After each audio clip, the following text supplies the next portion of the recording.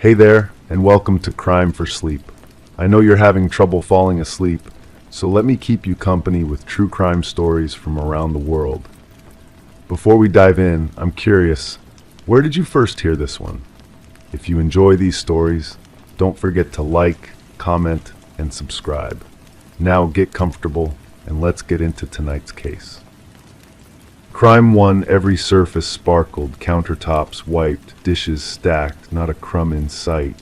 But the air was thick, cloying with an unnatural blend of industrial cleaner and something metallic. The fridge was empty. The trash had been removed. Only the floor drain was stained red around the edges.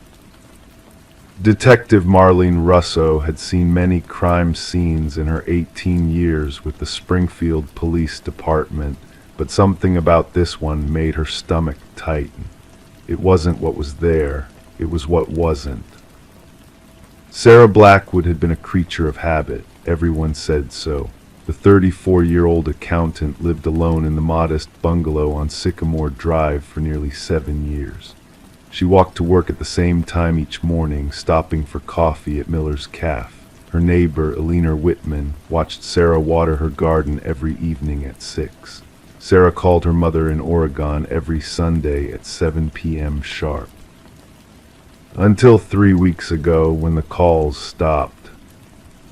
"I knew something was wrong," Helen Blackwood later told police, her voice trembling. "Sarah never missed our calls, not once in 7 years." The missing persons report was filed a day later. Officers performed a wellness check, but the house appeared normal from the outside. Mail was collected. Lights were on timers. The garden looked freshly watered. It wasn't until 12 days had passed that Eleanor Whitman noticed the kitchen light had remained on for 3 consecutive nights. "It was just unusual," Eleanor said, her fingers nervously twisting the pearl necklace she wore. Sarah was meticulous about turning lights off, always worried about her electric bill. When officers entered the home, everything seemed perfectly in order, almost too perfect. The bed was made with hospital corners, clothes hung in the closet arranged by color. Bills were stacked neatly on the desk, each one paid and filed. Sarah's Toyota Corolla sat in the garage. But in the kitchen, despite its immaculate appearance, something was wrong. Detective Russo crouched beside the floor drain, running a gloved finger along its rim. The stain wasn't visible to the naked eye, but under the blue light of her forensic lamp it glowed, a perfect circle of blood that someone had tried desperately to eliminate. "They cleaned thoroughly," said forensic technician Julian Moore, his voice hushed as though Sarah might hear him. "But they didn't know about luminol. Blood always tells its story if you know how to listen." Sarah's colleagues at Henderson Accounting described her as reserved but kind. She brought homemade cookies to the office on birthdays. She volunteered at a literacy program for underprivileged children on weekends. She never caused trouble, never raised her voice, never seemed to have enemies. "That's what concerns me," Detective Russo told her partner, Detective Marcus Wells. "Perfect victims often have imperfect secrets." The investigation revealed that Sarah had recently started therapy. Her therapist, bound by confidentiality, could only confirm that Sarah had been dealing with anxiety related to a relationship. She wouldn't say which relationship. When detectives examined Sarah's computer, they found it wiped clean. Her phone was missing. Her social media accounts had been deleted, not deactivated, but systematically erased. "Someone wanted Sarah to disappear completely," Detective Wells observed. "Not just her body, but her digital footprint too." The breakthrough came from an unexpected source. Miller's Cafe, where Sarah bought her daily coffee, had installed new security cameras 3 months earlier. The footage showed Sarah on what was likely her last morning. She sat at her usual corner table, but she wasn't alone. A man in a dark baseball cap sat across from her. The camera angle obscured his face, but his body language was clear, leaning forward, hands gesturing emphatically. Sarah's posture was rigid, defensive. When she left, he followed her out, staying several paces behind. "We need to identify him," Detective Russo said, staring at the grainy footage. "He could be our last lead." Sarah's credit card records showed unusual activity in the weeks before her disappearance. 3 large withdrawals of cash, a purchase at a hardware store for items including plastic sheeting, duct tape, and industrial cleaning supplies, a one-way bus ticket to Carson City, Nevada, that was never used. As detectives dug deeper into Sarah's life, contradictions emerged. Her neighbor described her as fastidious and routine-oriented, but her browser history revealed late-night searches for plastic surgery clinics in Mexico and how to create a new identity. Her colleagues thought she was single and focused on her career, but a hidden folder on her laptop's backup cloud storage contained intimate photos of Sarah with a man whose face was carefully cropped out of every image. She was leading a double life, Detective Wells concluded. The question is, which version of Sarah disappeared? The case took an unexpected turn when forensic analysis of the kitchen drain yielded not one but 2 distinct blood types. One matched Sarah, the other belonged to an unknown male. "We're no longer just looking for a victim," Detective Russo told the Springfield Herald. "We may be looking for 2. 6 weeks into the investigation, a hiker found a woman's wallet in Redwood State Park, 50 miles from Springfield. The ID inside belonged to Sarah Blackwood. The wallet contained no cash, no cards, just the driver's license and a folded note with a phone number. When detectives called the number, it rang in an evidence bag back at the station, the phone of Henry Cahill, a local real estate developer who had been reported missing by his wife just 2 days after Sarah's disappearance. Henry's wife, Marion Cahill, collapsed when detectives showed her the photos from Sarah's cloud storage with the faces uncropped. The man was undeniably her husband. "He told me he was ending it," Marion whispered through tears. "He said it was over, that he was recommitting to our marriage. I believed him." The search expanded to include both missing persons. Henry's car was found abandoned at a truck stop near the Oregon border. The trunk contained traces of blood matching Sarah's type. The driver's seat had microscopic blood spatter consistent with the unknown male blood from Sarah's kitchen drain. Security footage from the truck stop showed a woman resembling Sarah driving Henry's car. She parked it, wiped down the steering wheel and door handles, and then got into a waiting vehicle, a dark SUV with tinted windows and no visible license plate. 8 months passed. The case grew cold. Detective Russo kept the files on her desk, reviewing them each morning before her regular caseload. Something about Sarah Blackwood's methodical life and its violent unraveling haunted her. Then came the postcard. It arrived at the Springfield Police Department, addressed simply to the detective looking for Sarah. The image showed a beach in Belize. The message, typed rather than handwritten, read, "Some secrets deserve to stay buried, others deserve justice. Look in the garden where the roses never bloomed." Forensic analysis of the postcard revealed nothing. No fingerprints, no DNA. The postmark was genuine. It had indeed been mailed from Belize 3 weeks earlier. When detectives returned to Sarah's house, now owned by a young couple with a newborn, they requested permission to examine the garden. In the back corner, where Sarah had planted roses that Alina Whitman complained never seemed to thrive, ground-penetrating radar detected an anomaly 6 feet below the surface. The excavation yielded a metal lockbox containing a USB drive, a man's wedding ring inscribed with the initials HC, and a handwritten journal. The journal, in Sarah's neat penmanship, detailed a 3-year affair with Henry Cahill, his promises to leave his wife, and his increasingly erratic behavior when Sarah threatened to expose him to his family and business partners. The final entry, dated the day before Sarah disappeared, read, "Henry says he'll come over tomorrow to talk. Says he has a solution that will make everyone happy. I don't believe him anymore. If anything happens to me, he's responsible. But I've made my own arrangements. He won't get away with it. Some predators become prey when cornered." The USB drive contained video footage from a hidden camera in Sarah's kitchen. The timestamp matched the day of her disappearance.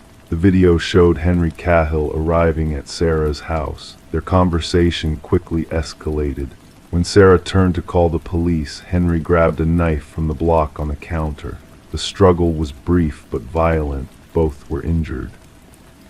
Sarah managed to push Henry, who slipped on his own blood and fell, hitting his head on the corner of the granite countertop with sickening force. The footage showed Sarah, bleeding from her arm, checking Henry's pulse. Then, with remarkable composure, she began to clean.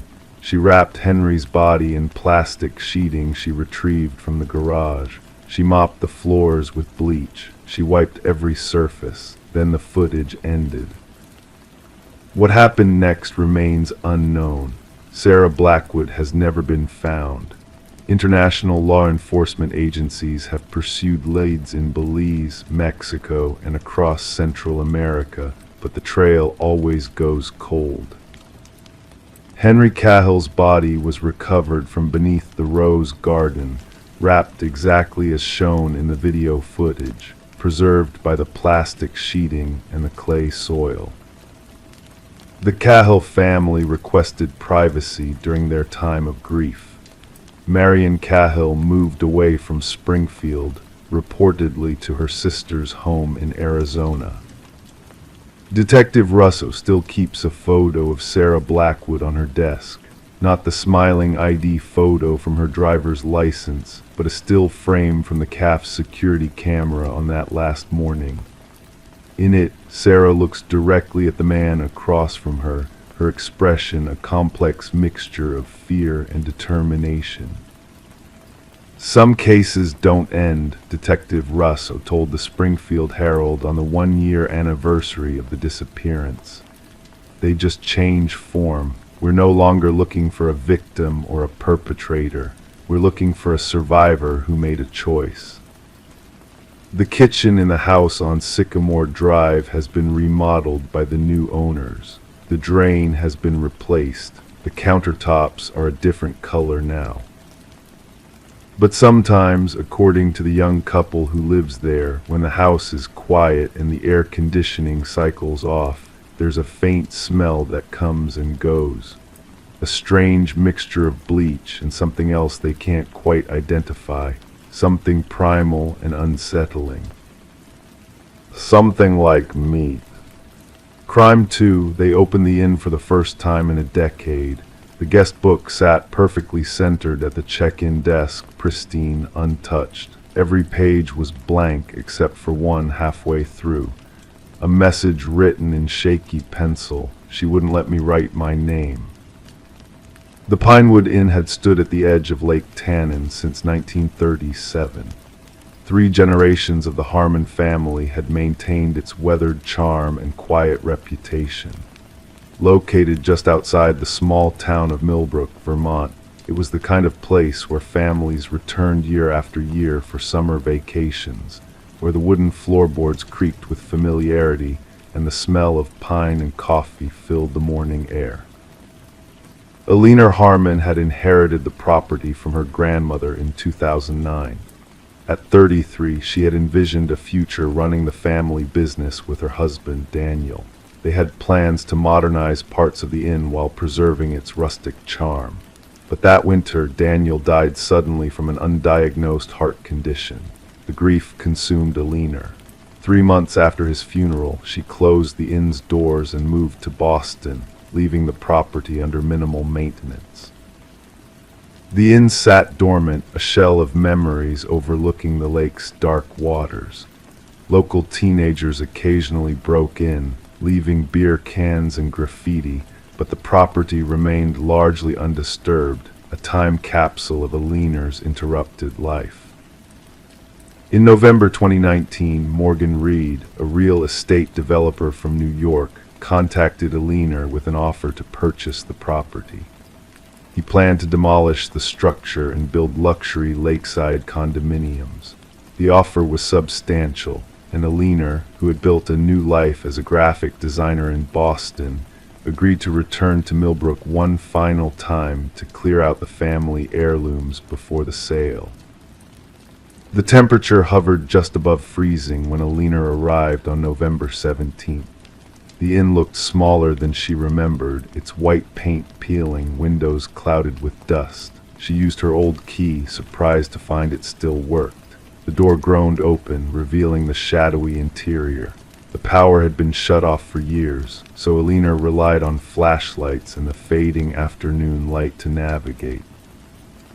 She had expected to feel overwhelmed by memories, but instead felt a strange detachment, as if visiting someone else's abandoned property. The furniture was draped with white sheets, creating ghostly silhouettes in the dim light. She made her way to the check-in desk, where her grandmother had always kept the leather-bound guest book.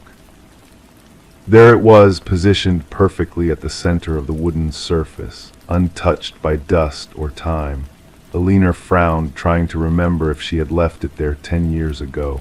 Opening it, she found the pages crisp and blank, as if newly purchased. But midway through, a single page bore a message written in faint, unsteady pencil. She wouldn't let me write my name. Alina stared at the words, a chill running through her that had nothing to do with the unheated building. The handwriting didn't belong to anyone she knew, and the book itself, she was certain it wasn't the same one her grandmother had used. That book had been filled with names and dates stretching back decades. She set the book down, telling herself it was probably left by one of the teenagers who had broken in. But the pristine condition of the book contradicted this explanation. As darkness approached, Alina decided to stay in town rather than at the inn. She checked into the Millbrook Hotel, a modern building on Main Street that hadn't existed when she lived there. At the reception desk, she casually mentioned her project of clearing out the old Pinewood Inn. The young receptionist, a woman in her 20s with a name tag reading Amber, looked up with sudden interest.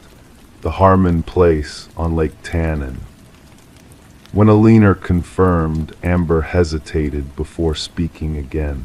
"You should talk to Sheriff Donovan. There was an incident there about 4 years ago." An incident? Alina felt her stomach tighten. "A woman went missing. They never found her. The last place she was seen was near your inn." That night, sleep eluded Alina. Her mind kept returning to the guest book and its strange message. The next morning, she visited the sheriff's office, a small brick building on Millbrook's quiet main street. Sheriff Thomas Donovan was in his 50s, with gray-streaked hair and tired eyes that had seen too much in a town where nothing was supposed to happen. When Alina introduced herself as the inn's owner, his expression shifted slightly. "Ms. Harmon, I've been meaning to contact you, actually." He invited her to sit. 4 years ago, in October 2015, a woman named Diane Coulter went missing in Millbrook. She was a travel blogger staying at the Lakeside Motel. Her rental car was found at the trailhead near your property. Alina listened as Sheriff Donovan described how Diane, 38, had come to Millbrook to photograph fall foliage. Her blog followers became concerned when she stopped hosting. The sheriff showed Alina a photograph, a woman with auburn hair and a confident smile standing against a backdrop of autumn leaves. We conducted extensive searches of the area, including your property.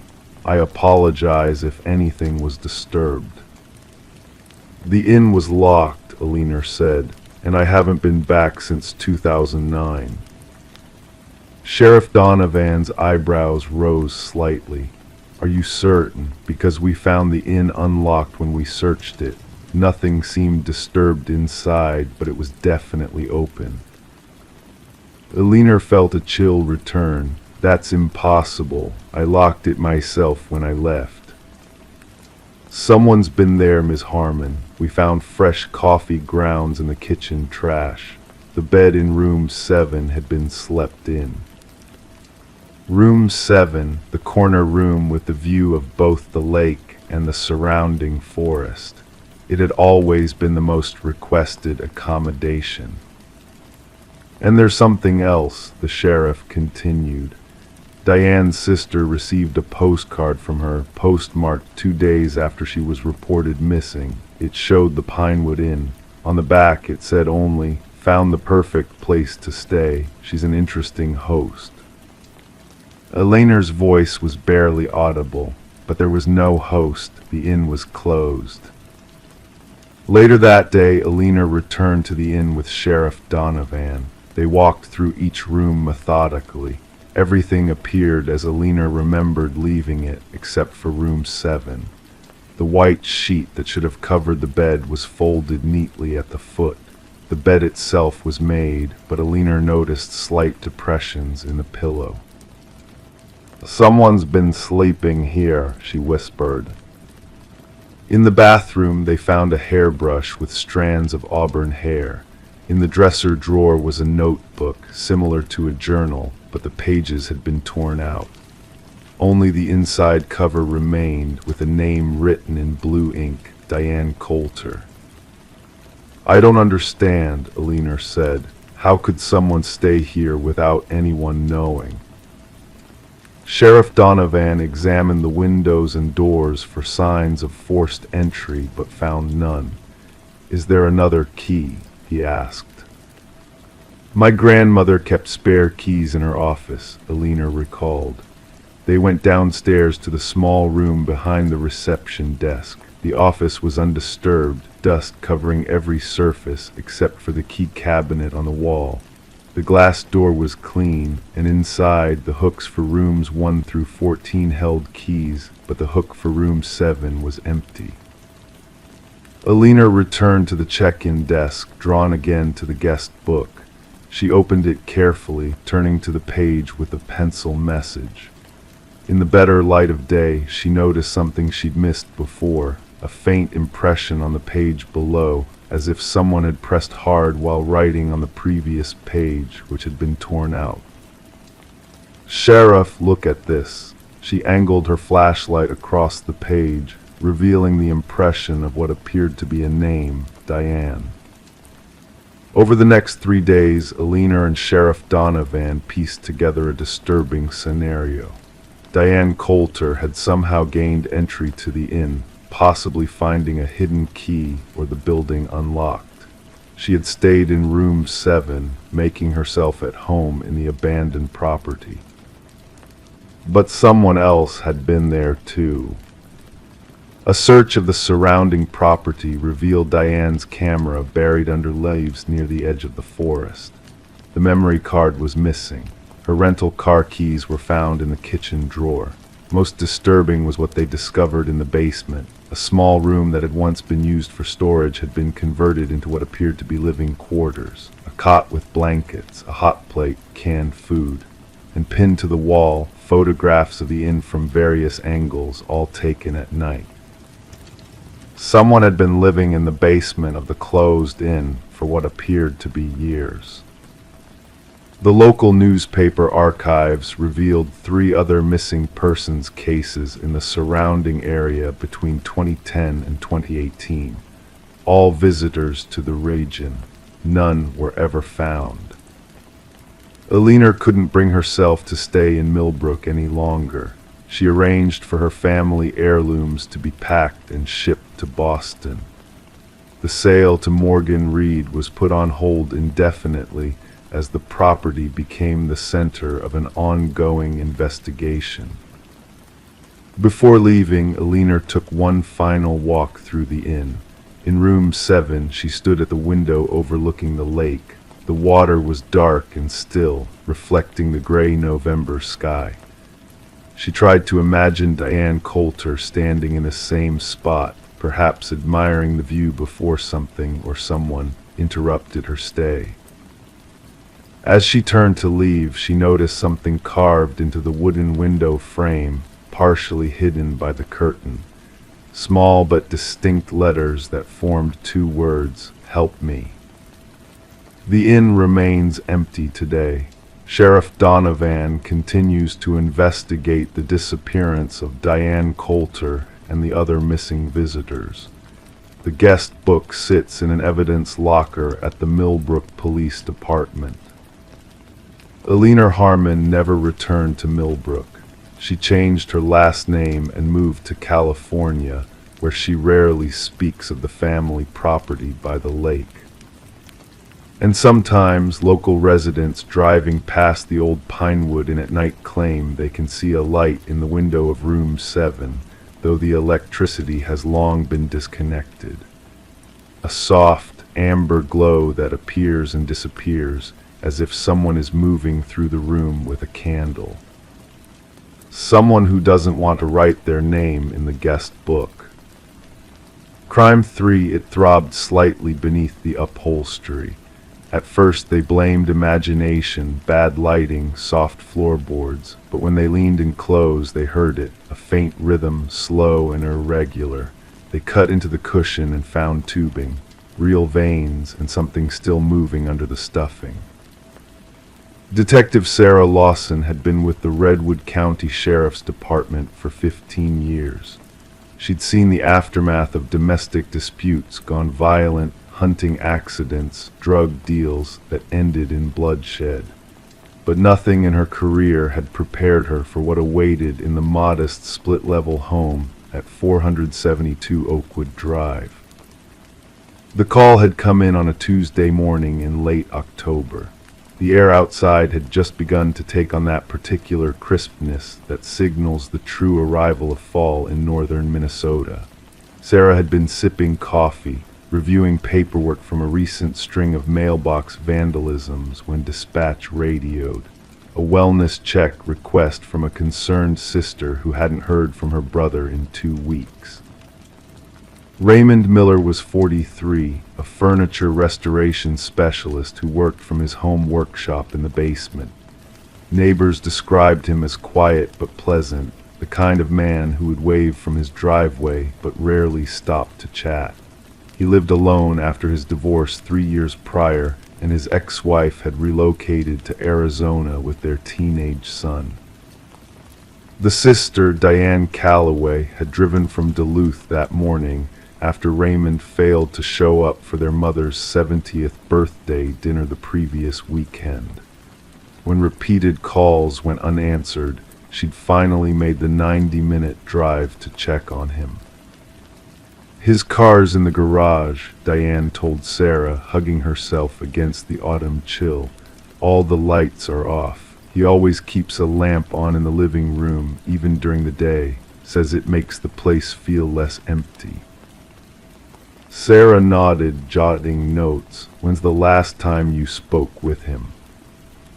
16 days ago, we talked about Mom's birthday. He seemed fine, maybe a little distracted, but nothing unusual. Officer Pete Daniels, Sarah's partner for the day, was peering through windows. No movement inside that I can see. After knocking produced no response, they used the spare key Diane provided to enter. The house was unnaturally quiet and carried a strange, heavy smell, not quite the decomposition Sarah had unfortunately encountered before, but something organic and wrong. The kitchen showed signs of abandonment. a coffee mug with fuzzy growth, mail stacked unopened on the counter. The dining room was empty except for a table covered with sketches of furniture designs, intricate drawings of chairs and tables with notes about wood types and joinery techniques. It was the living room where they found it. A large couch dominated the space, a new addition to the home, according to Diane, who didn't recognize it.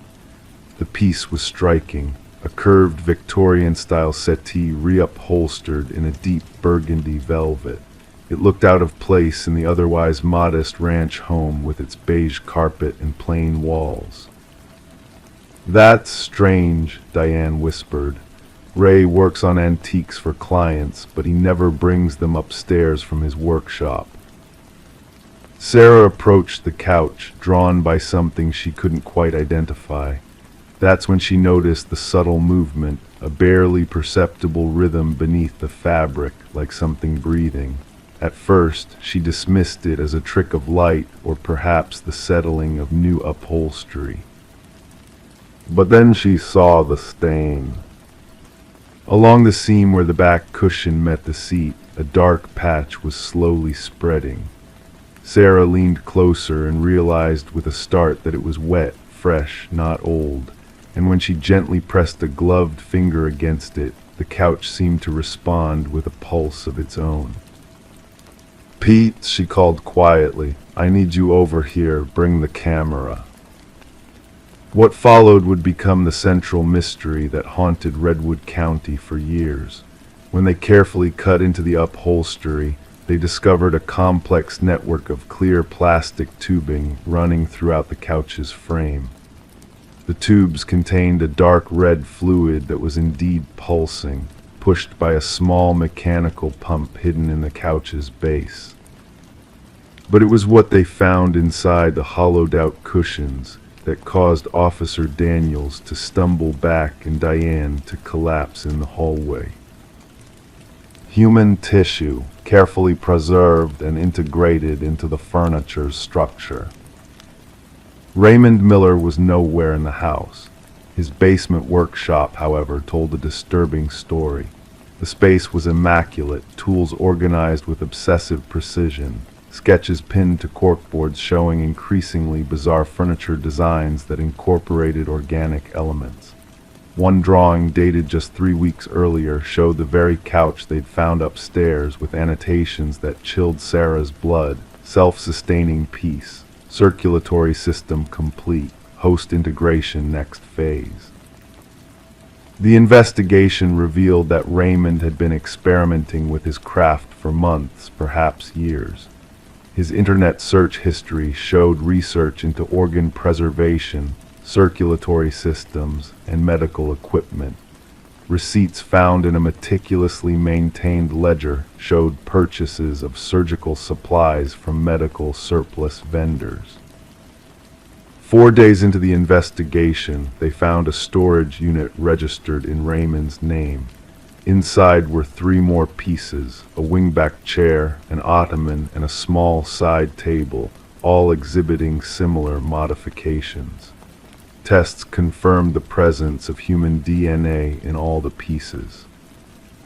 The most disturbing discovery came a week later when forensic technicians dismantled the couch completely. Hidden within the frame's central support was a preserved human heart, connected to the tubing system and still being mechanically stimulated to contract and relax, creating the pulse that had first caught Sarah's attention. DNA testing identified the tissue as belonging to Raymond himself.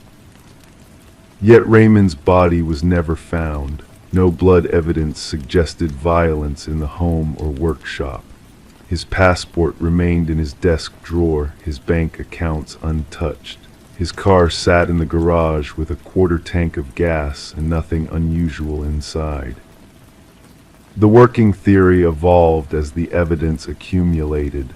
Raymond Miller had performed surgical procedures on himself, harvesting his own tissues to incorporate into his creations. But how he had managed such extensive self-surgery, and what had happened to the rest of him remained unanswered questions. Some investigators believed he must have had an accomplice, perhaps a medical professional who had assisted in the procedures. Others suggested he had developed some method of self-preservation that allowed him to continue existing in some form. The lack of decomposition in the organic materials suggested advanced knowledge of preservation techniques. Diane insisted her brother had shown no signs of mental disturbance. He was passionate about his work, always pushing boundaries with his designs, but this is something else entirely. The case attracted national attention. Furniture collectors who had purchased Raymond's earlier works rushed to have them examined, though no other pieces showed evidence of organic material. Art critics debated whether his final works represented the ultimate convergence of creator and creation, or the manifestations of a disturbed mind.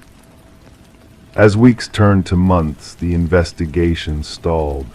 Sarah found herself returning to the evidence room late at night to study the photographs of Raymond's workshop, searching for any clue they might have missed. The precision of his work haunted her, each tube connection perfect, each stitch in the upholstery immaculate. "It's like he wasn't just creating furniture," she told Pete one evening as they reviewed the case. "It's like he was trying to create something living." 1 year after the discovery, Sarah received a package at the sheriff's department. Inside was a simple wooden box with intricate joinery, unmistakably Raymond's craftsmanship. The box contained a single sheet of paper with a message in careful handwriting. "The artist must become one with his creation to truly understand it. I didn't disappear, detective. I evolved. Look for me in the grain of the wood, in the curve of the armrest. I'm still here. I'm in every piece I've ever made." Forensic analysis confirmed the handwriting as Raymond's, but the postmark showed it had been mailed from Seattle, 3,000 miles from Redwood County. When authorities checked security footage from the Seattle post office, they found no sign of Raymond Miller. The couch and other furniture pieces were eventually moved to a secure facility for further study. Researchers noted that despite being disconnected from power sources, the organic components showed remarkable preservation, with some even exhibiting cellular activity months after discovery. 5 years later, the case of Raymond Miller remains officially open but inactive. Sarah Lawson has since been promoted to chief detective, but she keeps a small wooden coaster, one of Raymond's earlier, innocent creations, on her desk. Sometimes, late at night when the office is empty, she swears she can feel a faint vibration coming from it when she rests her coffee mug on its surface. And occasionally, when the light hits it just right, she can almost see it pulse. Crime 4, from the outside it looked normal, but inside the walls were raw, nails pointing inward, insulation exposed, writing scrawled on the beams. "This is where I disappeared." The door had no lock, no hinges, and the light bulb in the ceiling held a camera instead of a filament. In Mapleton, Oregon, a town where pine trees outnumbered people 3,000 to 1, Rebecca Sloan had lived her entire 32 years. Everyone knew her as the quiet librarian who walked the same route home every evening, past Miller's Grocery, around Cottonwood Park, and down Juniper Lane. Her single-story home sat at the edge of town, a modest place with blue shutters and a garden that bloomed with dahlias each summer. Rebecca lived alone after her mother passed from cancer 4 years earlier. Neighbors described her as reserved but kind, the type of person who remembered your birthday but rarely accepted invitations to celebrate hers. She kept to herself but was a fixture in the community, helping children find adventure in books and elderly residents navigate the library's new computer system. Her routine rarely varied: work, home, occasionally dinner with her cousin Elaine, who lived one town over. On Thursday, September 17th, 2023, Rebecca didn't show up for her morning shift at the library. The head librarian, Martha Kent, thought little of it at first. People got sick, cars broke down, alarms failed to ring. But Rebecca had never missed work without calling in her 15 years of employment. By noon, Martha called Rebecca's cell phone. No answer. By 2 o'clock, she called Elaine. By 4, the police were conducting a wellness check at Rebecca's home. Officer Daniel Walsh found Rebecca's house undisturbed. Her bed was made, dishes cleaned and put away. Her car sat in the driveway. Her purse and keys remained on the small table by the front door. The back door was unlocked, which neighbors said was unusual. Rebecca's phone was on the kitchen counter, a half-written text message to Elaine still on the screen. "I think someone's been in the yard at night." The message stopped there. In Rebecca's backyard, surrounded by tall grass that needed cutting, stood a shed. Officer Walsh approached it with an uneasy feeling he would later tell investigators he couldn't explain. "Something just felt wrong about it," he said in his report. "It looked too new compared to the house." The shed appeared to have been built within the last year, strange, as neighbors couldn't recall construction happening. It had a metal door, painted green to match the siding, with no exterior handle. Walsh had to pry it open with a crowbar from Rebecca's garage. What he found inside defied simple explanation. The interior walls were constructed backward, the studs exposed, the drywall facing outward. Insulation hung in clumps. Dozens of nails protruded from the walls, pointing inward. The ceiling light fixture contained no bulb but a small camera connected to a battery pack. In the corner sat a folding chair bolted to the floor, and all across the exposed beams, written in what appeared to be black marker, were hundreds of iterations of the same phrase: "This is where I disappeared." Some were written small, some large, some appeared fresh, others faded. Different handwriting styles, but forensic analysis would later confirm they were all written by the same person, Rebecca Sloan. The investigation expanded rapidly. Security camera footage from neighboring houses showed nothing unusual in the days before Rebecca's disappearance. Her internet search history revealed nothing alarming: recipes, library journal articles, and gardening tips. Her bank account showed no unusual withdrawals. Her cousin Elaine insisted Rebecca had never mentioned building a shed. 5 days into the investigation, Detective Morgan Carter discovered something disturbing. County records showed no permits issued for shed construction on Rebecca's property. More significantly, aerial mapping photos taken by the county assessor's office 3 months earlier showed no shed in Rebecca's backyard. The forensic team found no fingerprints inside the shed except Rebecca's. The camera contained no memory card. Soil samples taken from around the foundation suggested the shed had been there for years, not months, contradicting the aerial photos. 2 weeks after Rebecca's disappearance, Elaine provided investigators with information that shifted the case in an unexpected direction. Rebecca had been having nightmares, she told Detective Carter. She said she kept dreaming about a small room where the walls were wrong. She'd been having these dreams since she was a teenager, but they'd gotten worse after our grandmother died last year. Rebecca's childhood therapist, Dr. Helen Mayer, agreed to speak with investigators about her former patient, with permission from Rebecca's cousin as next of kin. Dr. Mayer confirmed that as a child, Rebecca had described recurring nightmares about being trapped in a room built inside out. "I always thought it was a manifestation of anxiety," Dr. Mayer explained. Rebecca was an intensely private person from a young age. The inside-out room represented her fear of being exposed, vulnerable. Search dogs tracked Rebecca's scent from the house to the shed, but then lost it completely. Ground-penetrating radar detected no disturbances in the soil beneath or around the structure. The case gradually faded from local headlines as leads dried up. Then 3 months after Rebecca disappeared, Miller's Grocery installed a new security system. Reviewing test footage, the owner discovered something odd in recordings from the week before Rebecca vanished.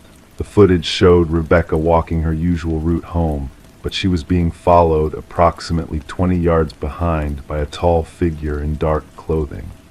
The quality was too poor to identify the person, but the same figure appeared in footage from 3 consecutive days. Detective Carter returned to Rebecca's neighborhood, canvassing houses farther from Rebecca's home.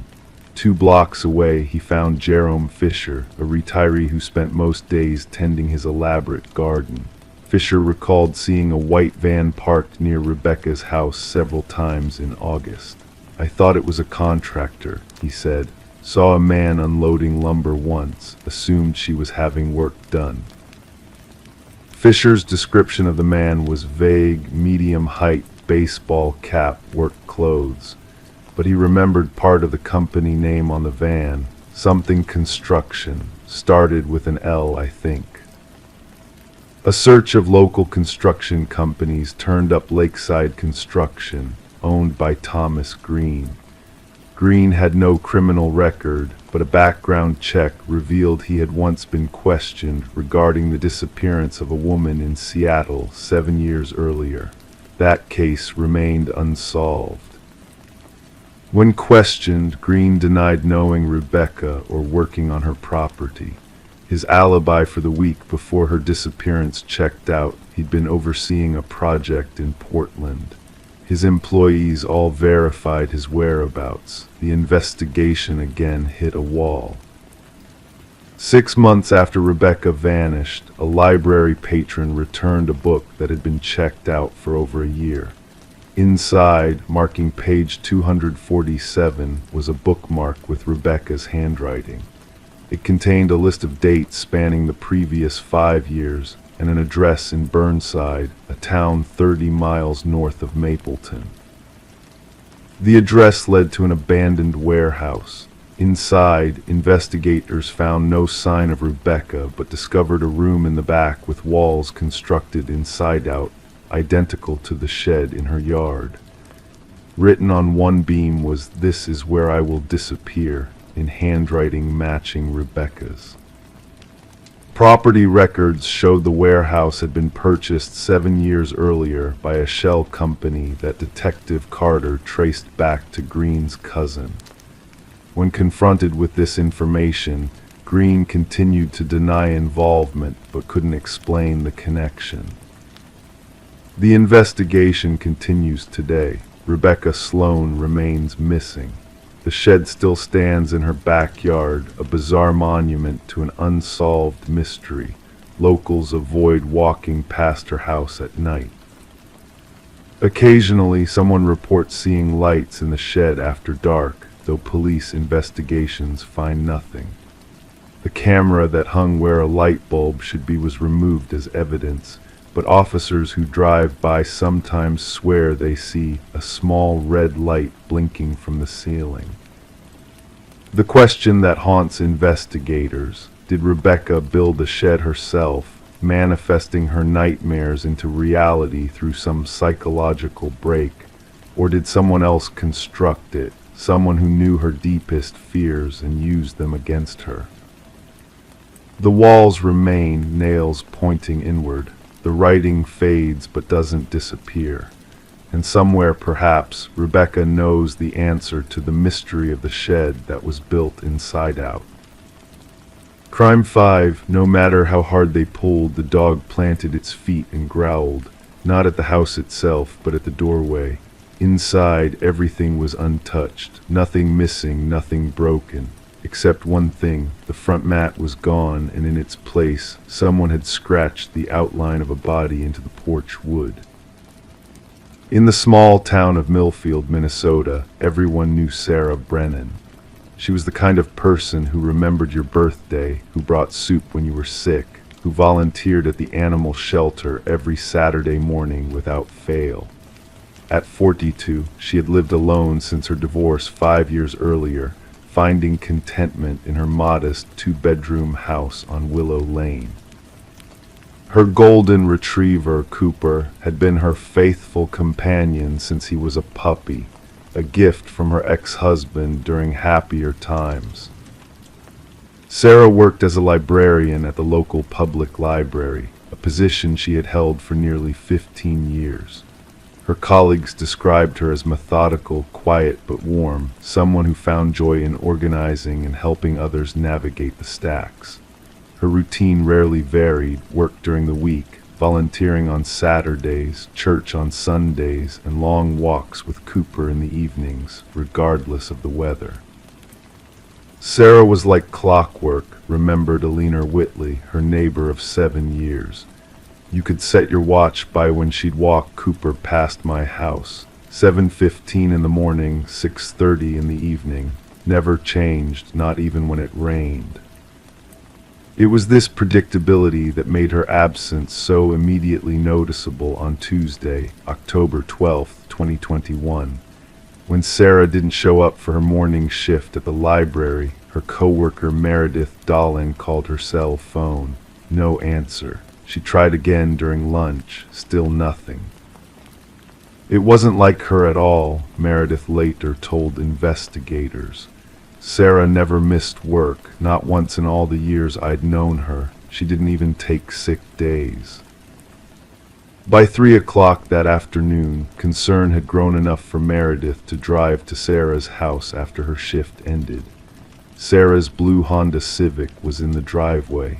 The mail from the previous day remained in the mailbox. When Meredith knocked, she heard Cooper barking frantically inside, but no one came to the door.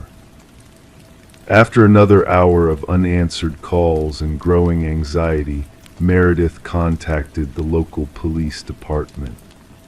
Officer Daniel Harmon responded to the wellness check, arriving at Sarah's house just after 5 in the evening. The scene initially seemed ordinary, Officer Harmon noted in his report. House locked, car present, no signs of forced entry, but the dog's behavior was unusual: frantic barking, scratching at the door from inside. Using a spare key provided by Sarah's sister, who lived 2 towns over, Officer Harmon opened the front door. Cooper, normally a gentle, well-behaved dog, bolted past him and into the yard, where he began pacing anxiously. When Officer Harmon attempted to lead the dog back inside, Cooper refused to cross the threshold. No matter how hard they pulled, the dog planted its feet and growled, not at the house itself, but at the doorway. Inside, everything was untouched, nothing missing, nothing broken. Except one thing: the front mat was gone, and in its place, someone had scratched the outline of a body into the porch wood. It wasn't immediately noticeable unless you were looking down, a crude, shallow etching that roughly matched human proportions. The house itself revealed little. Sarah's bed was made, her toothbrush was in its holder, her phone sat on the nightstand, fully charged but powered off. A half-empty cup of tea sat on the kitchen counter, long cold. The back door was unlocked, which neighbors said was unlike Sarah. She was security conscious, said Alina Whitley, always checking her locks twice. She'd had a break-in about 8 years ago, nothing serious, just some teenager looking for cash, but it made her cautious. The investigation began in earnest the following day. With no signs of struggle or theft, police initially considered the possibility that Sarah had left voluntarily. However, her purse containing her wallet, ID, and credit cards remained on the kitchen counter. Her prescription medication was in the bathroom cabinet. Cooper's food bowl was empty, suggesting she'd been gone long enough that the dog had grown hungry. The missing floor mat bothered me from the start, Detective Lawrence Reed later admitted. He was assigned to the case 48 hours after Sarah's disappearance when it became clear this wasn't a simple missing persons case. Why take a doormat and why carve that outline? It seemed premeditated, like someone wanted us to know they'd taken her. The first significant lead came from Sarah's phone. Despite being powered off when found, digital forensics revealed it had last been used at 10:17 p.m. on Monday night, the evening before she was noticed missing. Her final outgoing text was to her sister, "Someone's been walking around the house. Cooper won't stop barking, probably nothing." Her sister had been asleep when the message came through and didn't see it until the following afternoon, after Sarah was already reported missing. The investigation expanded to include interviews with everyone in Sarah's orbit. Her ex-husband, Thomas Brennan, was quickly cleared. He had been in Chicago on business, with multiple witnesses confirming his whereabouts. Co-workers, church members, and neighbors all expressed shock at her disappearance, but offered little useful information. 3 days into the investigation, police identified a potential witness. Martin Geller, a college student who delivered newspapers in the early morning hours, reported seeing a dark-colored van parked near Sarah's house around 5:30 a.m. on Tuesday morning. "I wouldn't have noticed it except it was idling with the lights off," Martin told detectives. "And when I drove past, it pulled away without turning on its headlights. Seemed weird." Unfortunately, Martin couldn't recall the make or model, only that it was dark blue or maybe black and older looking. The neighborhood had no security cameras that captured the street, and nearby traffic cameras were too distant to be helpful. On day 5 of the investigation, Cooper, who had been staying with Sarah's sister, provided what some would later call the case's most disturbing clue. During their evening walk, the dog suddenly pulled away and ran 6 blocks to Pinewood Park, a wooded area where Sarah occasionally took him for longer weekend walks. There, at the edge of the tree line, Cooper began digging frantically. What he uncovered wasn't Sarah, as her sister had fearfully anticipated, but Sarah's missing doormat, carefully folded and buried under just a few inches of soil. The mat was clean, no blood, no signs of violence, but pinned to it was a small piece of paper with the number 43 written in blue ink. Detective Reed immediately recognized the significance. Sarah was 42 years old. This seemed like a message that she would be 43, that whoever took her was planning to keep her alive, at least for a while. Forensic analysis of the mat revealed nothing useful, no fingerprints, no DNA other than Cooper's and Sarah's. The note with 43 was written on common printer paper with a standard ballpoint pen available at any office supply store. The burial site showed no other disturbances, no footprints, nothing to indicate who had placed it there. As days turned into weeks, the investigation continued, but with diminishing returns. Sarah's bank accounts remained untouched. Her credit cards were never used. No ransom demands were made. It was as if she had simply vanished. Then, exactly 1 month after her disappearance, Sarah's library card was used at a public library in Danville, Illinois, more than 6 hours away from Millfield. Security footage showed a heavy-set man with a baseball cap pulled low over his face using the card to check out a single book, The Collector by John Fowles, a novel about a man who kidnaps a woman and keeps her prisoner. The man could not be identified from the footage, and by the time local police investigated, the trail had gone cold. The book was returned via the overnight drop box 2 days later, with no fingerprints and no messages hidden inside. 3 months after Sarah disappeared, another disturbing development occurred. Alina Whitley, Sarah's neighbor, received an unmarked envelope in her mailbox. Inside was a Polaroid photograph showing a room with white walls and a small window set high near the ceiling. No person was visible in the image, but on the wall hung a calendar open to January 2022, with the days leading up to the 15th crossed off in red. In the corner of the photo, barely visible, was Cooper's old blue leash. Police analyzed the photograph, but found nothing to indicate where it had been taken. The postmark showed it had been mailed from a post office in Indianapolis, adding another location to the puzzling geographic spread of clues. It felt like someone was playing a game with us, Detective Reed recalled, leaving just enough breadcrumbs to keep us searching, but never enough to find her. 6 months into the investigation, with leads dwindling and resources being redirected to more recent cases, Sarah's sister received a package containing Sarah's library name badge and a handwritten note that said simply, "Librarians keep the best secrets." Handwriting analysis proved inconclusive. The package had been shipped from St. Louis, continuing the pattern of geographically disconnected clues spanning the Midwest. Cooper, who had permanently moved in with Sarah's sister, continued to behave strangely.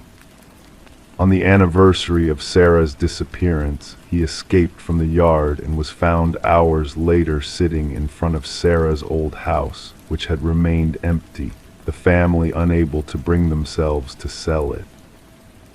The dog sat facing the front door, unwilling to approach the threshold where the body outline remained faintly visible in the wood despite attempts to sand it away. In a development that brought both hope and deeper mystery, 18 months after Sarah's disappearance, a woman matching her description was reported by a hotel clerk in Cedar Rapids, Iowa.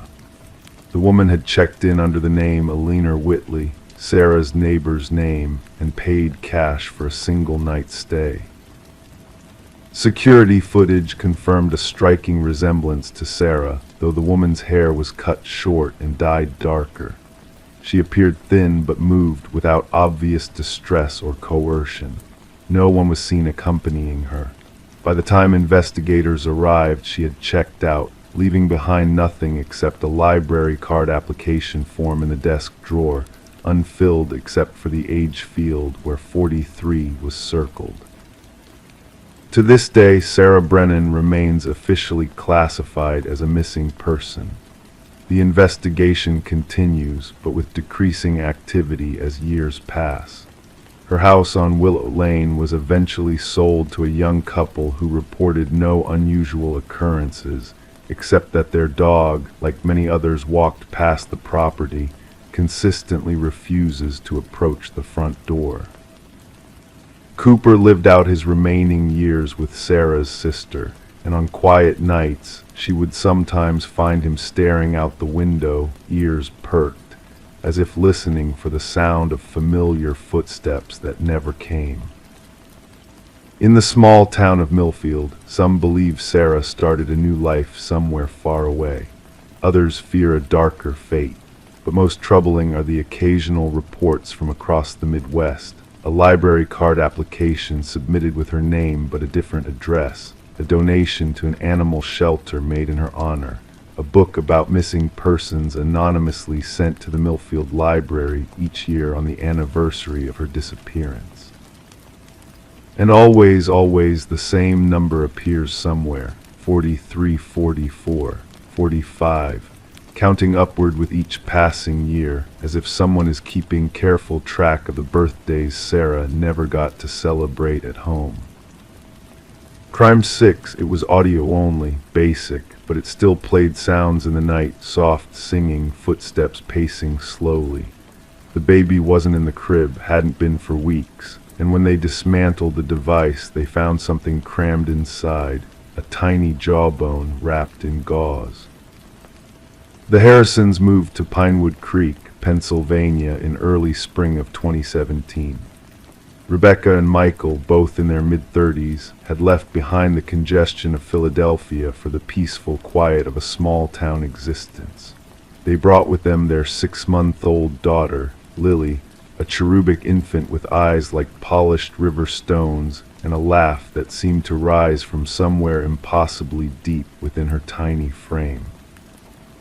The house they purchased sat at the end of Aspen Lane, built in the 1920s but lovingly restored by the previous owners. It had the kind of charm real estate listings highlight: original hardwood floors, bay windows that caught the morning light, and a nursery with pale yellow walls that seemed to glow at sunset. The neighbors described the Harrisons as picture perfect: Michael with his architect's precision and thoughtful demeanor, Rebecca with her warm smile and the gentle way she cradled Lily against her shoulder.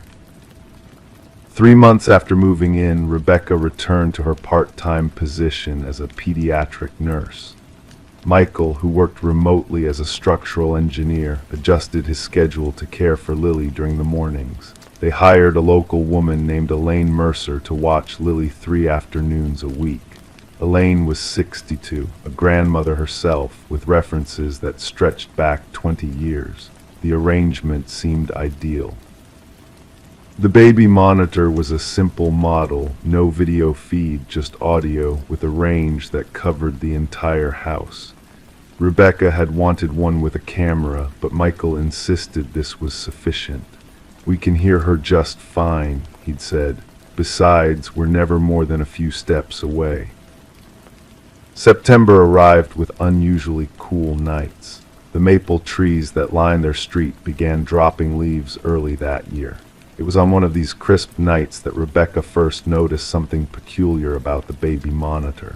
She'd been loading the dishwasher when she heard what sounded like humming coming through the speaker, a slow, meandering melody she didn't recognize. She assumed it was Michael putting Lily down for the night. But when she walked into the living room, Michael was there, reading on the couch. "Did you just put Lily down?" she asked, the monitor clutched in her hand. He looked up from his book. "About 20 minutes ago. Why?" Rebecca stared at the monitor. The humming had stopped. "Nothing," she said. "I thought I heard something." 3 nights later, it happened again. This time, Rebecca was alone in the house. Michael had gone to meet a client for dinner. She was folding laundry when she heard what sounded like footsteps through the monitor, slow and deliberate, moving across Lily's room. Then she heard the creak of the rocking chair, the one that sat in the corner by the window. Rebecca dropped the towel she'd been folding and rushed upstairs. The nursery door was ajar, exactly as she'd left it. Inside, Lily slept peacefully, her tiny chest rising and falling beneath her yellow sleeper. The rocking chair was still. The room was empty except for her sleeping child. She checked the windows, locked. The closet, nothing but neatly arranged baby clothes and blankets. Even the space under the crib, though it was far too small to hide anything larger than a stuffed animal. She adjusted Lily's blanket, closed the door a little more firmly than usual, and returned downstairs, the monitor gripped tightly in her hand. The following day, Rebecca mentioned the incidents to Michael. He suggested it might be interference from a neighbor's monitor or perhaps even a nearby radio signal. "These things happen," he said, his voice calm and rational. "If it bothers you, we can get a different model." But Rebecca had already ordered a new one, this time with video capabilities.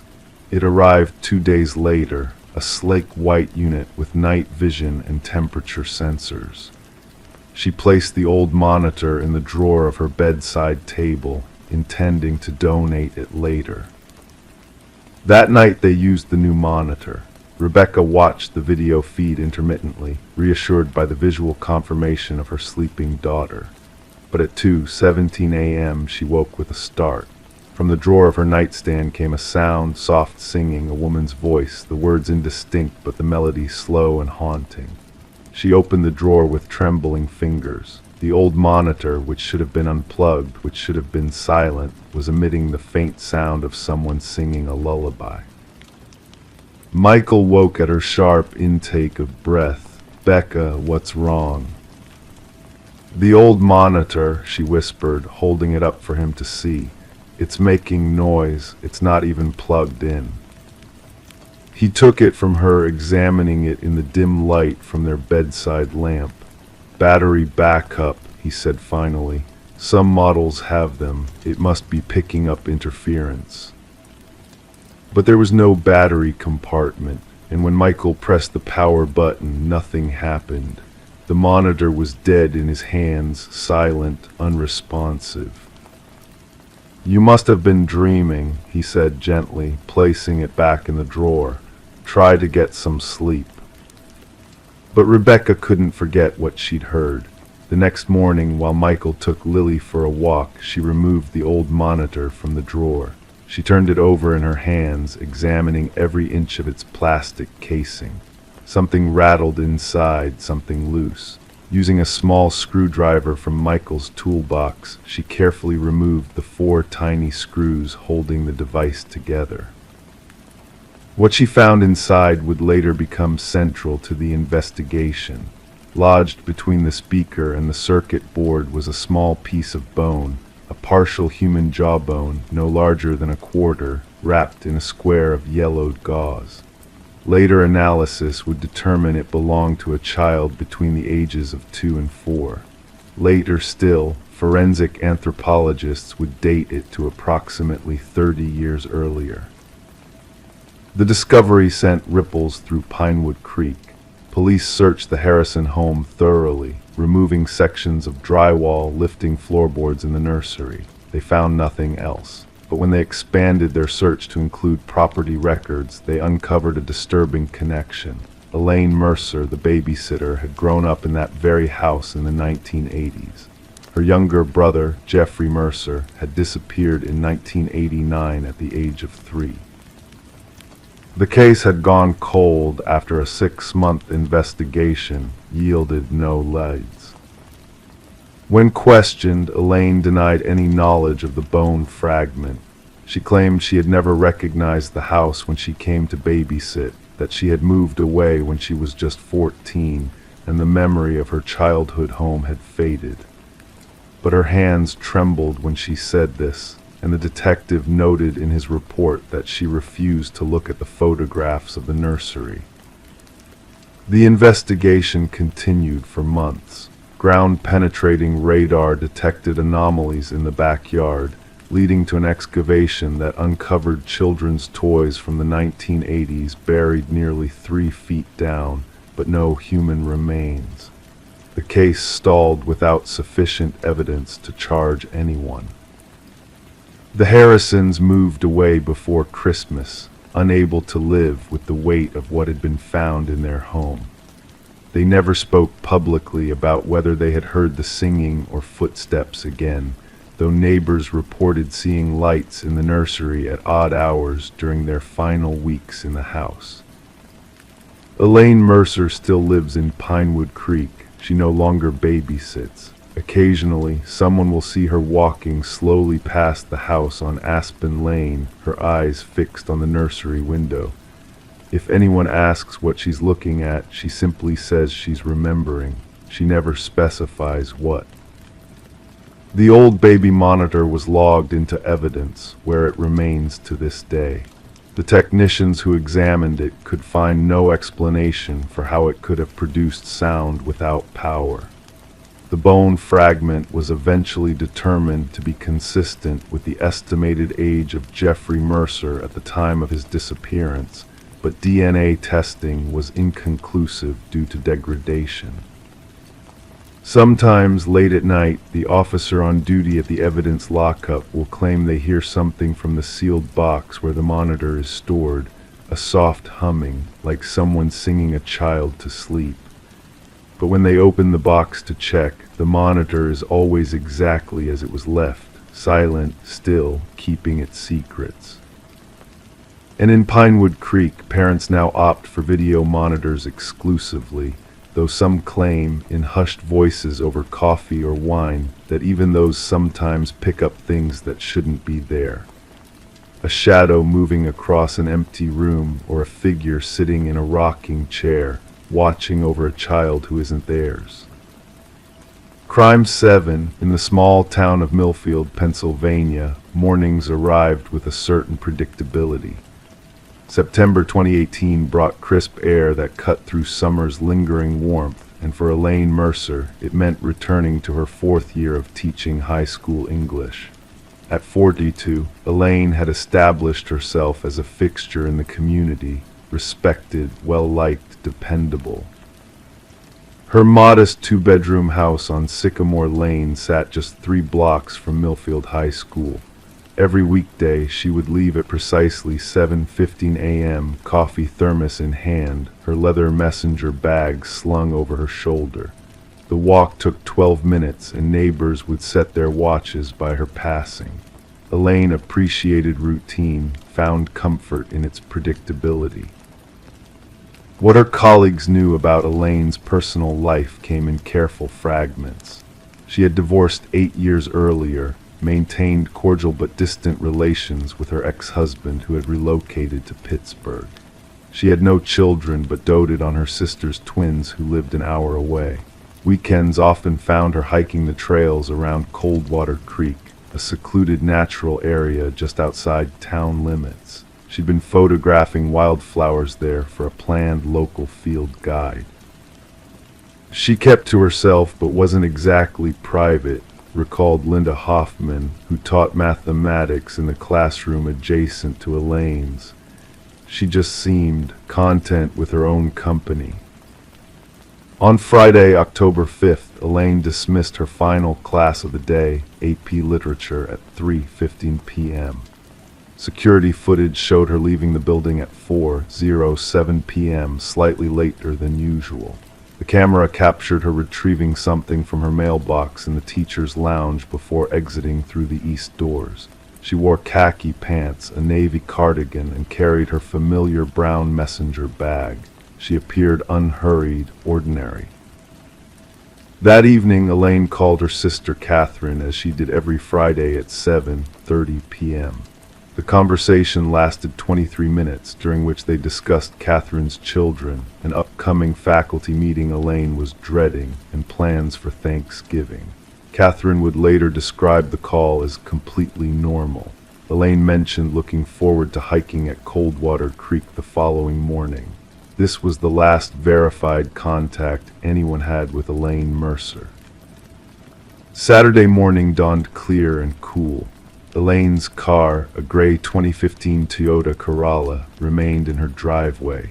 Her normal hiking routine involved driving the 4 miles to the Coldwater Creek trailhead, but occasionally, when the weather was particularly pleasant, she would walk the route. Neighbors assumed this was her choice that morning. By Sunday evening, however, unease began to surface. Elaine had not responded to 2 text messages from Catherine. On Monday morning, when she failed to appear at school, Principal Martin Delaney called her home phone and cell. Both went unanswered. By noon, with Elaine's substitute teacher struggling to locate her lesson plans, Delaney requested a wellness check from the Millfield Police Department. Officer Thomas Wilson arrived at Elaine's home at 12:47 p.m. The house was locked, undisturbed. Her car sat in the driveway. Through windows, Wilson observed nothing unusual. After attempts to contact Elaine's known associates, police made the decision to enter the premises at 2:35 p.m. The interior of Elaine's home revealed an unfinished cup of tea on the kitchen counter. A book lay open on the coffee table, Joan Didion's The Year of Magical Thinking, with reading glasses resting on its pages. Her hiking boots remained in the front closet. Her phone charger was plugged in beside her bed, but her phone was missing. Her wallet and keys were absent from their customary place in a ceramic bowl by the door. Nothing suggested she'd planned to be gone long, Detective Sarah Calloway would later report, but nothing indicated distress either. It was as though she had stepped out for a moment and simply never returned. Investigators established a timeline. Elaine was last seen alive by a neighbor washing his car around 6:30 p.m. on Friday. Her lights were observed on until approximately 11:00 p.m. On Saturday morning, no one recalled seeing her leave her house, though most neighbors were occupied with weekend activities of their own. 4 days into the investigation, a search of Coldwater Creek began in earnest.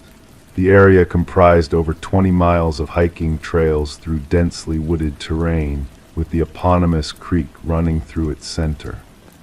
October's early color change had begun stripping trees of their foliage, creating a carpet of red and gold that complicated ground searches. On the second day of the search, a volunteer discovered Elaine's messenger bag approximately 2 miles from the main trailhead, just off the path known as Hemlock Ridge. The bag contained her wallet, including credit cards and $43 in cash. Her driver's license was missing. A water bottle, half empty, was found nearby. There were no signs of a struggle. The placement was strange, recalled search volunteer Jeff Daniels. Like someone had carefully set it down, not dropped it while running or fighting, just placed it deliberately beside the path. As days stretched into weeks, the investigation revealed subtle complications in Elaine's seemingly straightforward life. Her laptop contained recently deleted emails from an anonymous account, communications that had been ongoing for approximately 6 months. Digital forensics could only recover fragments, but they suggested a relationship with someone Elaine had been reluctant to identify to friends or family. "I can't keep meeting like this," read one partial recovery. Another fragment stated, "Need to resolve this before someone notices." Her cell phone records showed calls to an unregistered prepaid number, calls that had begun in March and increased in frequency through September. The final call to this number occurred at 10:43 p.m. on the Friday she disappeared. It lasted 9 minutes. Catherine insisted her sister never mentioned dating anyone or having secrets. "She would have told me," she maintained in repeated interviews. "We didn't keep things from each other." Yet the evidence suggested otherwise. Elaine's browser history revealed searches for real estate in Vermont, a state she had never mentioned wanting to visit, let alone relocate to. Bank statements showed small but regular withdrawals of cash over the previous 4 months, $200 here, $300 there, totaling nearly $5,000. As the investigation continued, an unexpected development emerged. A student in Elaine's AP Literature class, 17-year-old Ryan Kowalski, approached police with information he had initially withheld. Ryan claimed that in the week before her disappearance, he had observed Elaine in what appeared to be an intense conversation with a man in the school parking lot. "I didn't think much of it then," Ryan stated, "but she seemed, not scared exactly, but tense. When she saw me watching, she quickly ended the conversation." Ryan described the man as in his 40s, with salt and pepper hair, and wearing what looked like a dark blue uniform of some kind. He couldn't identify any specific insignia or organization. 3 weeks after Elaine's disappearance, Detective Calloway interviewed Dennis Mercer, Elaine's ex-husband.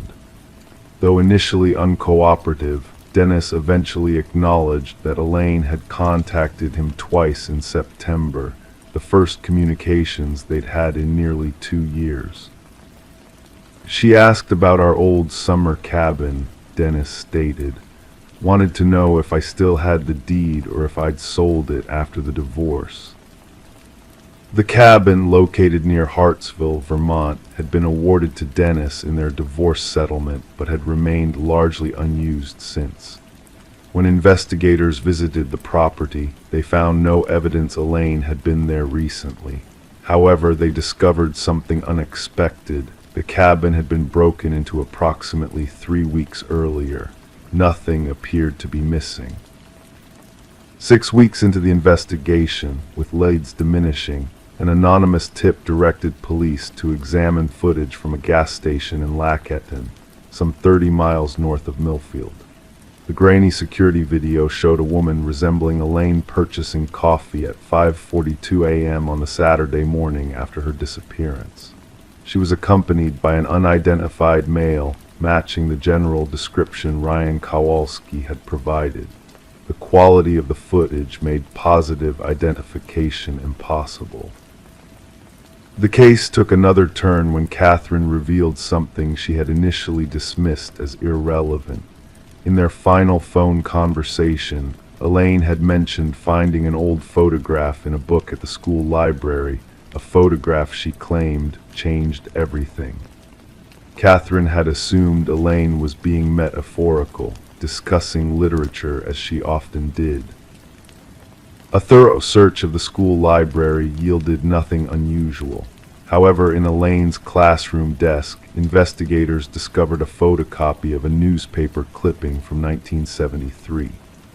The article detailed the disappearance of a local man, Howard Fenton, whose body was discovered near Coldwater Creek after an apparent hiking accident. The margin contained a handwritten note in Elaine's precise script: same location, same pattern, not coincidence. Investigators could establish no connection between Howard Fenton's 1973 death and Elaine. Fenton had no living relatives in the area, and any records related to his case had been archived decades earlier. What Elaine had discovered, what had changed everything, remained elusive. As months passed, the case grew colder. Seasonal changes transformed Coldwater Creek. Winter's snow gave way to spring's thaw. Search efforts continued sporadically, but yielded no further evidence. Then in late April 2019, a hiker photographing spring wildflowers discovered a single woman's shoe partially buried in silt along the creek bank, approximately 4 miles downstream from where Elaine's bag had been found. The shoe, a size 7 Merrell hiking shoe, matched the style Elaine was known to wear when hiking. Inside was a folded paper containing what appeared to be a series of numbers and letters. Forensic analysis determined the paper had been placed there recently, long after Elaine's October disappearance. The code, if that's what it was, defied immediate interpretation. It read 47 and 22 09 71 W4 18 CMRD. To this day, Elaine Mercer remains missing. Her house on Sycamore Lane sits empty, preserved by her sister, who refuses to believe Elaine is gone forever. The investigation remains officially open but inactive. Detective Calloway has since retired, but acknowledges that Elaine's case is the one that haunts her most. Some disappearances leave you with the sense that there's a logical explanation waiting to be discovered, Calloway reflected in a recent interview. Others feel like looking through a keyhole at something much larger, much more complex than you initially imagined. Elaine's case is the latter. I still believe the truth is out there, but I'm no longer certain we're asking the right questions. In Millfield, rumors persist. Some believe Elaine chose to disappear, orchestrating her own vanishing. Others suspect foul play connected to the mysterious figure seen with her. The coded message found in her shoe remains undeciphered. The connection to Howard Fenton's decades-old death remains unexplained. And at Coldwater Creek, hikers occasionally report a strange sensation, the feeling of being watched, particularly near the spot where Elaine's messenger bag was found. The trees there seem to bend differently in the wind. The shadows fall at unusual angles. The silence feels deliberate. What happened to Elaine Mercer? The question echoes through Millfield still, a reminder that even the most ordinary lives can harbor extraordinary mysteries, and that sometimes the most disturbing disappearances are those that leave behind not too little evidence, but too much, fragments of a puzzle whose complete picture remains just beyond our grasp. Crime 8 lodged deep in the padding, folded tight between layers of foam. A black and white photo, blurry, grainy, old. It showed someone sleeping in that same bed, wearing the same pajamas the homeowner had just put on. The background of the photo matched the room exactly except for one shadow in the corner. Marion Cook had lived in the modest two-bedroom house on Spruce Avenue for nearly 30 years. A retired elementary school librarian, she was known throughout the neighborhood of Oakwood, Pennsylvania, for her methodical habits and quiet demeanor. Every morning at precisely 7:15, Marion would collect her newspaper from the porch, brewing a pot of Earl Grey tea that she'd sip while reading the local news. Neighbors described her as pleasantly reserved, a woman who kept her lawn tidy and her business private. In the spring of 2018, at the age of 68, Marion decided it was time to replace her mattress. The old one had served her well for over 15 years, but the springs had begun to protest with every movement, and the padding had compressed into uncomfortable dips and valleys. She ordered a new one from a department store in the neighboring town of Westfield, arranging for delivery and disposal of her old mattress on April 12th. The delivery men arrived promptly at 10 in the morning. Marion had stripped the bed and was ready. She watched from the doorway of her bedroom as they wrestled the old mattress through the hallway and out to their truck. One of them, a young man with tattooed forearms, commented that the mattress was heavier than it looked. Marion smiled politely but said nothing. The new mattress was installed without incident. Marion tipped the men $5 each and saw them out. That evening she made her bed with fresh linens, pleased with the firm support of her new purchase. She slept soundly that night, unaware that 30 miles away, the old mattress was being processed at a recycling facility. It was there at Greenway Recycling that Darren Wilson made the discovery. A 19-year-old college dropout who had been working at the facility for just 3 months, Darren was responsible for cutting open mattresses to separate the recyclable components. As his box cutter sliced through the fabric and into the padding of Marion's discarded mattress, something unusual caught his eye, a small square of paper, yellowed at the edges. Curious, Darren extracted it from the foam. It was a photograph, approximately 4 by 6 inches, black and white, showing a woman sleeping in a bed. The image was grainy, as if taken from a distance or with poor equipment. Darren might have simply discarded it, assuming it had somehow fallen into the mattress during manufacturing, but something about the picture disturbed him. The woman appeared to be middle-aged, her face partially obscured by shadow, but what struck Darren was the composition of the photo. It had clearly been taken from inside a bedroom, from the perspective of someone standing over the sleeping woman. And there, in the corner of the image, was what looked like a reflection or a shadow of the photographer.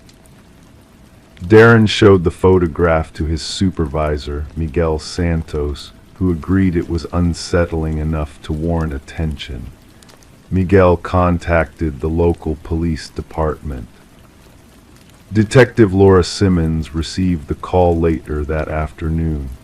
A 15-year veteran of the Westfield Police Department, Simmons had handled everything from domestic disputes to armed robberies, but she specialized in cases involving stalking and harassment. The photograph was brought to her desk in an evidence bag.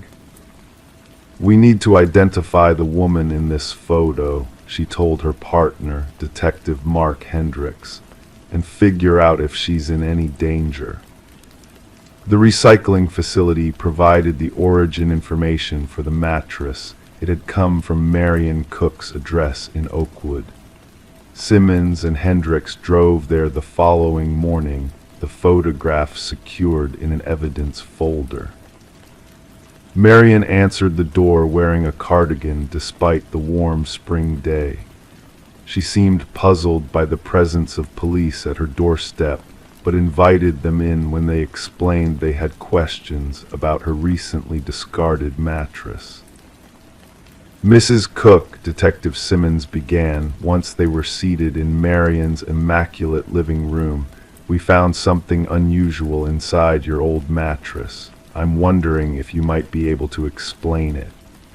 She removed the photograph from the folder and placed it on the coffee table. Marion's reaction was subtle but unmistakable. Her fingers, which had been smoothing the fabric of her slacks, froze mid-motion. The color drained from her face, and for several seconds she didn't breathe. "Where did you get this?" she finally whispered. "It was found inside your mattress during recycling," Hendricks explained. "Do you recognize it?"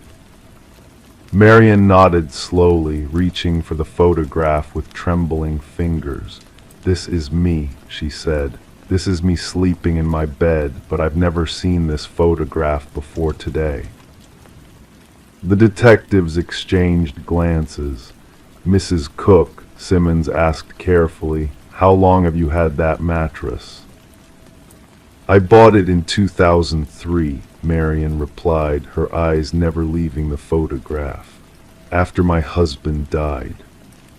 "And you've been the only person to sleep on it since then?" "Well, yes. Has anyone else had access to your bedroom? A partner, perhaps, a housekeeper?" Marion shook her head. "I've lived alone since Harold passed. I clean my own house. The only people who have been in my bedroom in years are the delivery men who took the old mattress and brought the new one." Detective Simmons studied the photograph more carefully. Based on the style and quality, this appears to be from the early 2000s, she observed. "Would you mind if we looked at your bedroom, Mrs. Cook?" Marion led them down a narrow hallway to her bedroom. It was as meticulously kept as the rest of the house, bed-made with hospital corners, not a speck of dust on the dresser or nightstand.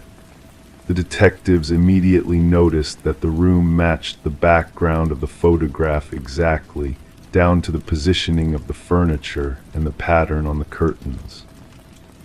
"Have you rearranged this room since 2003? Hendricks asked. "No," Marion replied. "I like things the way they are." Simmons walked to the corner of the room where the shadow or reflection had appeared in the photograph. She examined the wall, the ceiling, the floorboards. There was nothing unusual to be seen. "Mrs. Cook," she said, turning back to the homeowner, "would you mind if we took a closer look at your new mattress?" With Marion's permission, they removed the bedding. The new mattress appeared normal, but when Simmons ran her hand along the seam, she felt something. A small tear in the fabric, nearly invisible unless you were looking for it.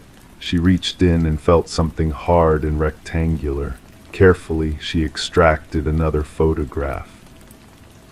This one was newer in color. It showed Marion asleep in her bed, wearing pajamas that Simmons recognized. They were hanging on a hook on the bathroom door.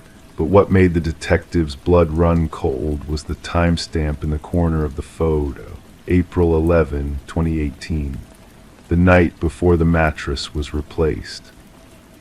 "Mrs. Cook," Simmons said, her voice carefully controlled, "do you recognize these pajamas?" Marion nodded, her face ashen. "I wore them last night." The investigation that followed revealed a disturbing pattern. Marion's house showed signs of regular intrusion, subtle ones that she had either not noticed or had rationalized away. A locksmith determined that the back door lock had been expertly picked multiple times. The attic access panel in the hallway ceiling had scratch marks around its edges. Most disturbing of all was what the crime scene technicians found in the attic itself. A small nest-like arrangement of blankets positioned directly above Marion's bedroom, and a hole, no wider than a pencil, drilled through the ceiling. The hole was positioned in such a way that it was hidden by the texture of the popcorn ceiling, but provided a direct view of Marion's bed. Fingerprints recovered from the attic space, and the photographs did not match any in the criminal database. DNA evidence was similarly inconclusive. The photographs themselves yielded little forensic evidence beyond establishing that they had indeed been taken years apart. Someone had been watching Marion for a very long time. A review of security camera footage from neighboring homes showed nothing unusual in the days leading up to the mattress replacement. None of the delivery men had criminal records or suspicious histories. The trail was growing cold. Marion, devastated by the revelations, temporarily moved in with her sister in another state. Detectives installed security cameras and alarms throughout her house, hoping to catch the intruder if they returned. 3 weeks after the initial discovery, Detective Simmons received a call from the evidence technician. They had found something else embedded in the old mattress, a flash drive, so deeply buried in the padding that it had been missed during the initial examination. The drive contained hundreds of photographs, all of Marion sleeping, dating back to 2003. The earliest photos showed her husband Harold beside her. But the drive contained something else as well, similar photographs of other women in other bedrooms. 6 different women in total, from various neighborhoods around Westfield and Oakwood. None of the other women had reported stalking or break-ins. When approached by police, all expressed shock and horror at the photographs. The investigation expanded, bringing in the FBI to assist with profiling the stalker and analyzing the digital evidence. Agent Teresa Morgan, a specialist in predatory behavior, developed a theory. This individual is patient, methodical, and derives satisfaction not from direct interaction with his victims, but from the secret knowledge that he can access their most private spaces without detection. The insertion of the photographs into the mattresses suggests he wants to be physically close to his victims even when he's not present. It's a form of possession.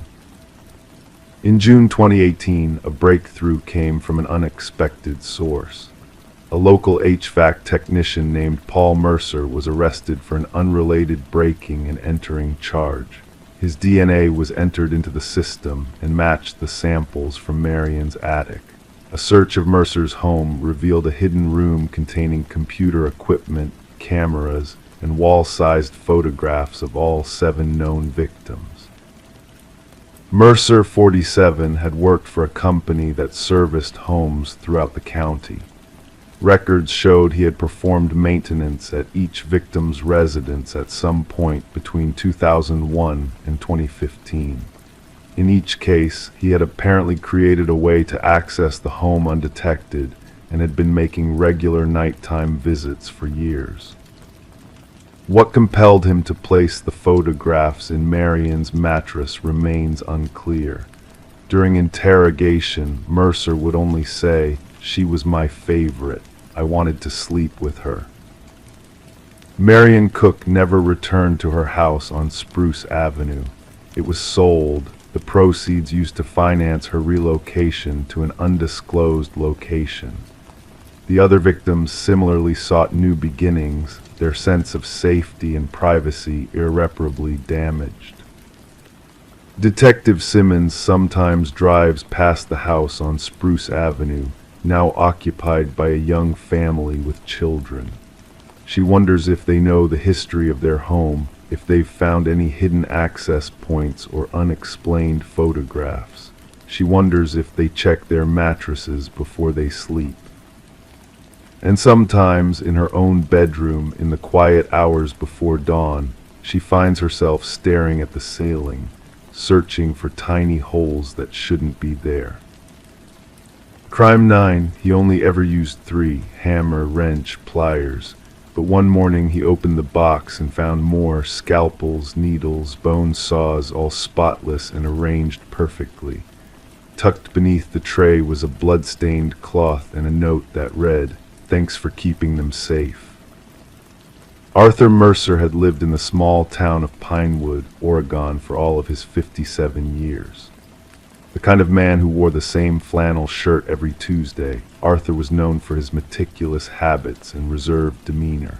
His neighbors described him as forgettable in the most reliable way. He mowed his lawn every Saturday at 10 a.m., dropped off homemade bread at the local shelter on Sundays, and walked his aging golden retriever, Cooper, precisely at dawn and dusk. Arthur's wife had passed 7 years earlier, breast cancer that moved too quickly for treatment, leaving him alone in the modest 2-bedroom house they had purchased together in 1994. Their only daughter, Eliza, lived 3 states away with her husband and twin boys. She called every other Sunday, visits reserved for major holidays and birthdays. Before retirement, Arthur had worked as a maintenance supervisor at Pinewood High School, fixing everything from leaky faucets to broken cabinet hinges. His toolbox, a heavy metal case with rust forming at the corners, had been a retirement gift from his colleagues, engraved with his name and years of service.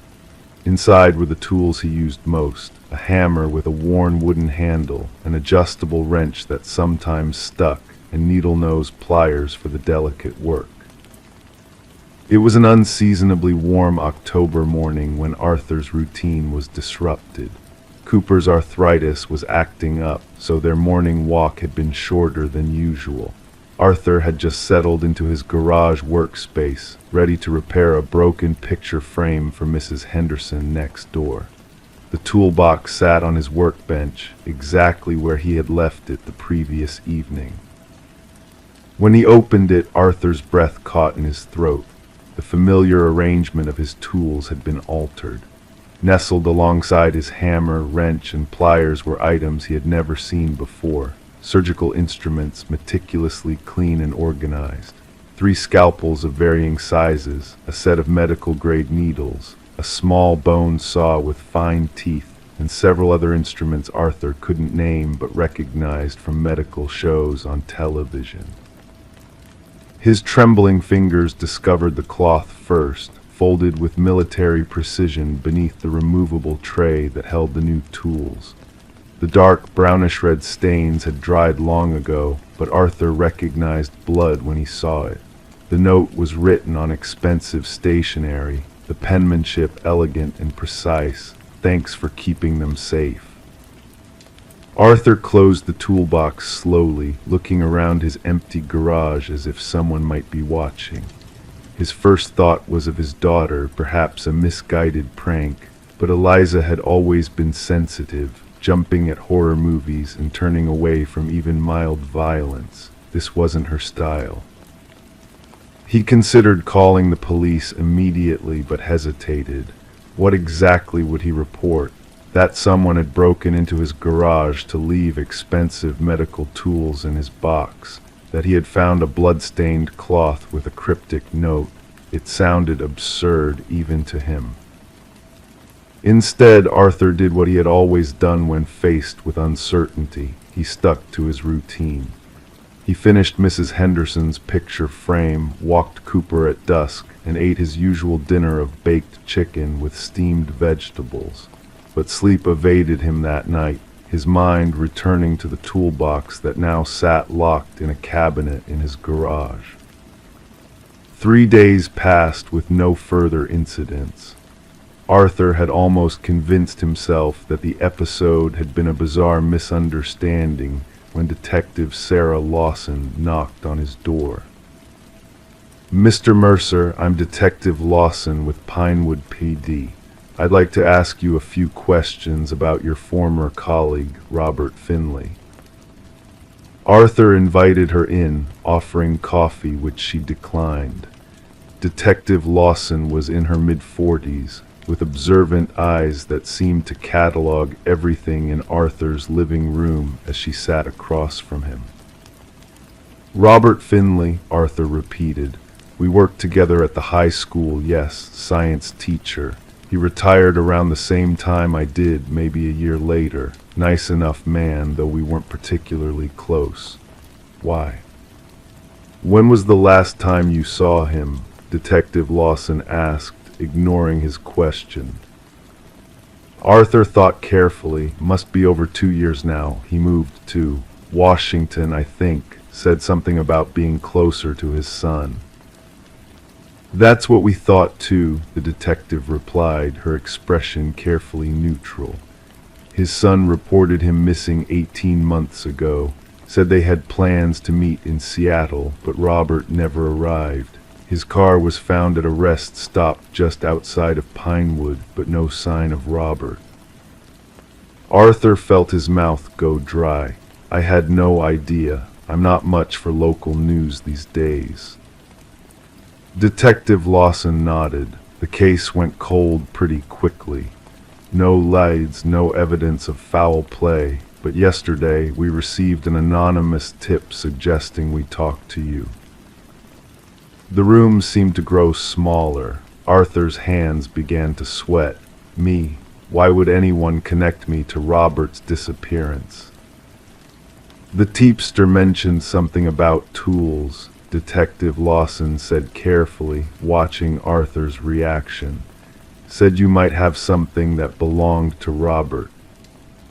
The toolbox. Arthur's mind raced back to his interactions with Robert Finley. They had been cordial workplace acquaintances at best. Robert had been intensely private, often working late in his classroom with the door locked. There had been rumors about inappropriate relationships with female students, but nothing was ever proven. Arthur had always avoided office gossip. "I have a toolbox," Arthur said slowly. "It was a retirement gift, but I don't have anything of Robert's." Detective Lawson studied him, then handed him a photograph. "Do you recognize this man?" The photo showed a young man, perhaps in his early 30s, with a thin face and intense eyes. He looked vaguely familiar, but Arthur couldn't place him. "I'm not sure," he admitted. "Should I?" "His name is Thomas Welch. He was a student at Pinewood High while you worked there. He disappeared 3 weeks ago. His roommate said he was obsessed with a former teacher, had been for years. We found Robert Finley's name in his journal dozens of times." Arthur shook his head. "I don't remember him specifically. We had hundreds of students pass through." After Detective Lawson left, extracting a promise from Arthur to call if he remembered anything about either Robert or Thomas, Arthur sat motionless in his living room for nearly an hour. Cooper whined at his feet, sensing his distress. That evening, Arthur broke his routine.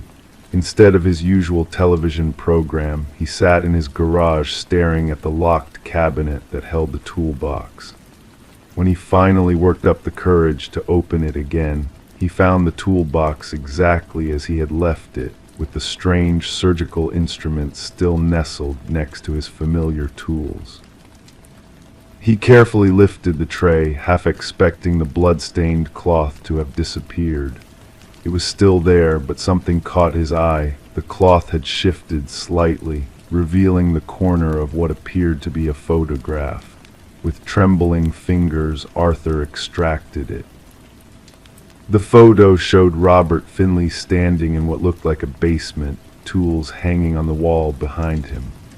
He was smiling, but something about his expression made Arthur's skin crawl. And there, partially visible at the edge of the frame, was Arthur's toolbox. The next morning, Arthur called Detective Lawson. When she arrived, he wordlessly led her to the garage and opened the toolbox. Her expression remained professional, but he noticed how she immediately pulled out her phone to call for backup and evidence technicians.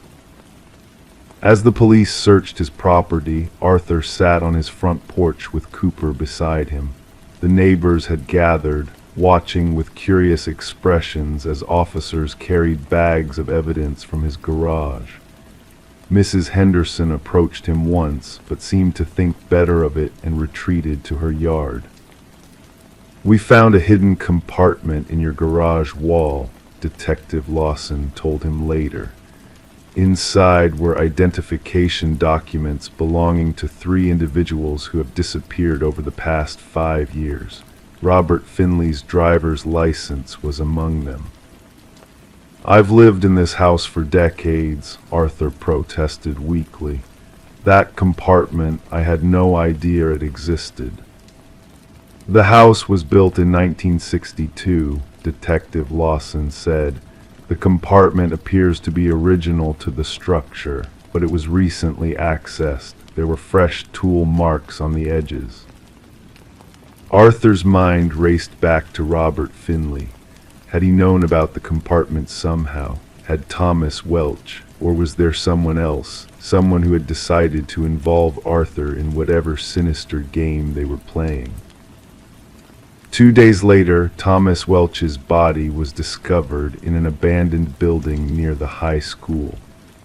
The coroner's report would later confirm that the surgical instruments found in Arthur's toolbox matched the precise, methodical wounds on the victim's body. Arthur sat in his living room, staring at the phone. He should call Eliza, warn her that something terrible was happening, that he might be implicated in crimes he didn't commit. But what would he say? How could he explain any of this? As night fell over Pinewood, Arthur realized his garage light was on, a light he was certain he had turned off. Through the window, he could see a figure standing at his workbench, head bent over something. Arthur's heart pounded as he recognized the silhouette. It was familiar in a way that made his blood run cold. This wasn't over, it was only beginning. And somewhere in the back of his mind, a voice whispered a terrible question. What if he wasn't just keeping the tools safe? What if somehow he had always been meant to use them? Story 10. The dwelling had sat deserted for an eternity, it seemed. Whispers among the neighbors spoke of its abandonment since the day the young woman vanished without a trace. When the new occupants ventured in, they encountered a peculiar sight, the bedroom door stubbornly locked from within. With effort, they forced it open, unveiling a realm shrouded in neglect, the air thick with the weight of time. Yet, amidst the dust-laden ambience, an unsettling peculiarity lingered. The bed stood neatly made, the mirror devoid of smudges. A lone candle, now a mere puddle of wax, bore witness to time's relentless march. And there upon the desk lay a notebook, its pages adorned with fresh ink. The final entry, dated the eve of her disappearance, sent shivers down their spines. Detective Morgan delved into the notebook's contents while forensic experts combed the room for elusive clues. The meticulous script belonged to Elise Winters, a young soul of 26 who had been reported missing by her grieving parents nearly half a decade ago. Her words cascaded across the pages with precision and grace, save for the last entry, a poignant declaration etched with fervor. "I sense his eyes upon me tonight," the final words echoed. "The same car orbits like a vulture. My cries for aid fall on deaf ears. If fate intervenes, know that chance played no part." Closing the tome, the detective secured it within an evidence pouch, enveloping the room in a cloak of eerie silence mingled with a subtle chemical tang. The landlord hovered in the doorway, a ghostly figure with pallid features and crossed arms. "We scoured every nook ere listing it for rent," he muttered, his voice tinged with unease. "That door was never locked." Elise had been a paralegal at the esteemed firm of Harriman and Associates, immersed in intricate legal matters of corporate magnitude. Colleagues painted a portrait of a diligent, withdrawn soul who unraveled a web of deceit in the weeks leading to her vanishing.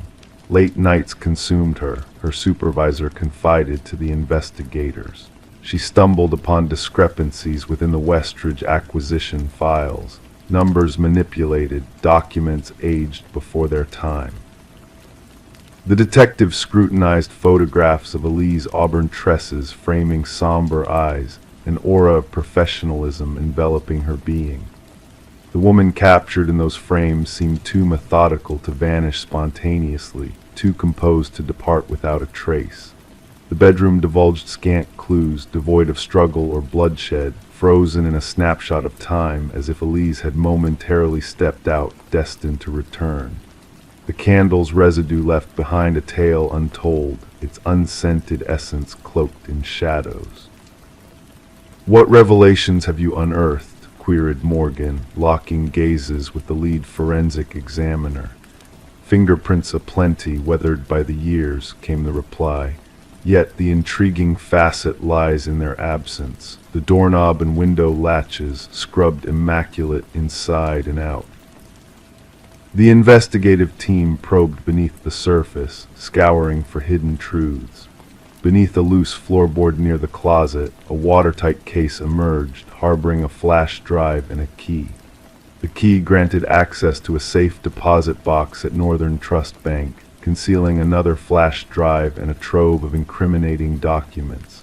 Revelations unfurled, exposing a web of deceit linking Westridge Pharmaceuticals to clandestine accounts under the firm's stewardship. Audio recordings and spreadsheets unveiled the nefarious manipulation of drug trial data for Neurapax, the flagship medication of Westridge. Detective Morgan liaised with regulatory bodies, confirming the withdrawal of Neurapax from shelves following a spate of deaths mirroring Elise's concealed findings. Subpoenas unveiled a damning trail leading to Vincent Harriman, the firm's senior partner. Charges for an industrial cleaning service at his retreat surfaced following Elise's disappearance, hinting at a sinister narrative. A microscopic trace of Elise's blood at the property sealed his fate, though her body remained a haunting enigma. The enigma of the locked room persisted until security footage unveiled a shadowy figure akin to Harriman on the night Elise vanished, entering but never exiting by conventional means.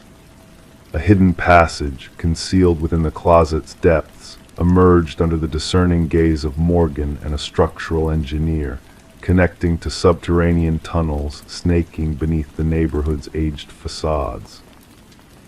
Harriman's apprehension during a board meeting marked the climax of a saga shrouded in treachery. Protestations of innocence crumbled beneath the weight of Elise's hidden camera footage, capturing the fatal encounter between predator and prey. Justice, elusive yet relentless, claimed its due as Harriman faced the full force of the law. At the hearing, Elise's mother stood resolute, her voice laden with sorrow and resolve. Her chamber remained a sanctum, safeguarding the truth she sacrificed to unveil, she intoned. Her essence lingers within, awaiting revelation. The new inhabitants shunned the abode, leaving it to solitude once more, a mausoleum of secrets laid bare yet not forsaken. Whispers of a spectral glow in the upper chamber echoed a testament to a valiant soul's final stand against the shadows of corruption. In the room she never departed, justice found its voice, echoing through the annals of time. Story 11. The aged apartment held its secrets with pipes that moaned and floorboards that whispered tales of the past. But the new tenant, a young woman named Sarah, sensed a presence beyond the ordinary. The footsteps she heard were too precise, too deliberate, echoing from above in a haunting rhythm. Curiously, Sarah lived on the very top floor, yet the sound of footsteps persisted, slow and steady, as if tracing invisible paths in the darkness. One fateful night, Sarah summoned the courage to tap the ceiling with a broomstick, seeking to unravel the mystery. The sound ceased abruptly, plunging the room into a heavy silence.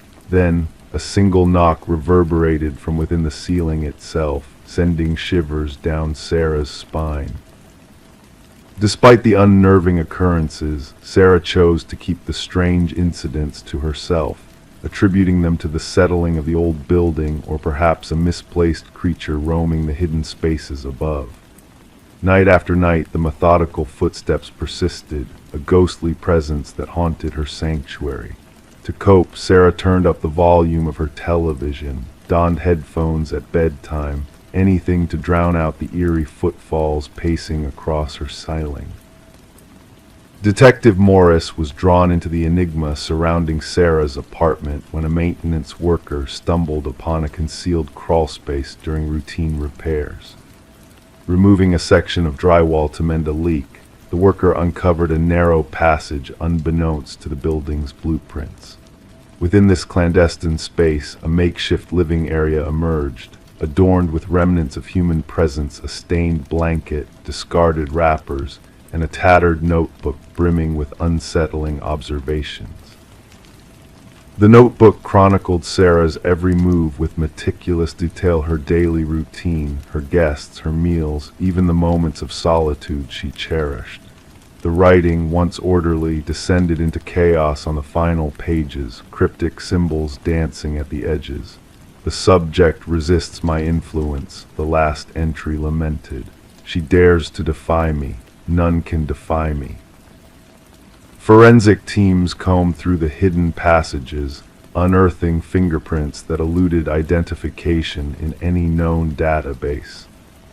An intricate network of tunnels snaked through the building's structure, connecting multiple apartments but culminating in observation points concealed within Sarah's abode.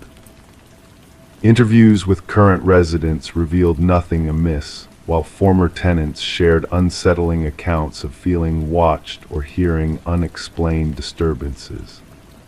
A pattern emerged as the investigation delved deeper, linking the inexplicable occurrences to a man named Edward, a recluse who had resided in Sarah's apartment before her. The breakthrough arrived with the discovery of microscopic blood traces in one of the crawl spaces, leading to the identification of Martin Weaver, a missing former resident. Martin's abrupt disappearance coincided with his confrontation with Edward, who had vanished without a trace soon after, leaving a trail of enigmatic disappearances in his wake. As the truth unraveled, a chilling portrait of Edward emerged, a solitary figure fixated on silence, weaving a web of hidden passages and secret observations. The hunt for Edward led investigators to a desolate cabin, adorned with eerie relics of his twisted obsession, images of his unwitting subjects, maps of building structures, and journals chronicling his sinister pursuits. Amidst the macabre discoveries, a harrowing realization dawned: the victims of Edward's malevolent designs numbered far more than initially suspected. As the darkness of his deeds unfurled, Detective Morris revisited Sarah's building, only to find a cryptic note hinting at a new hiding place and an impending encounter. The race to locate Sarah intensified, but her apartment stood vacant, a chilling silence enveloping the once familiar space. A message etched in steam on a mirror beckoned the investigators to gaze upward, unveiling a sinister truth: the ceiling panel above the shower had been tampered with, a gateway to the unknown.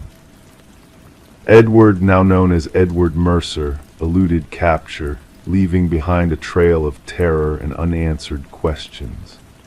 His expertise in construction had enabled the creation of his clandestine realm, a realm that ensnared unsuspecting souls in its malevolent grasp.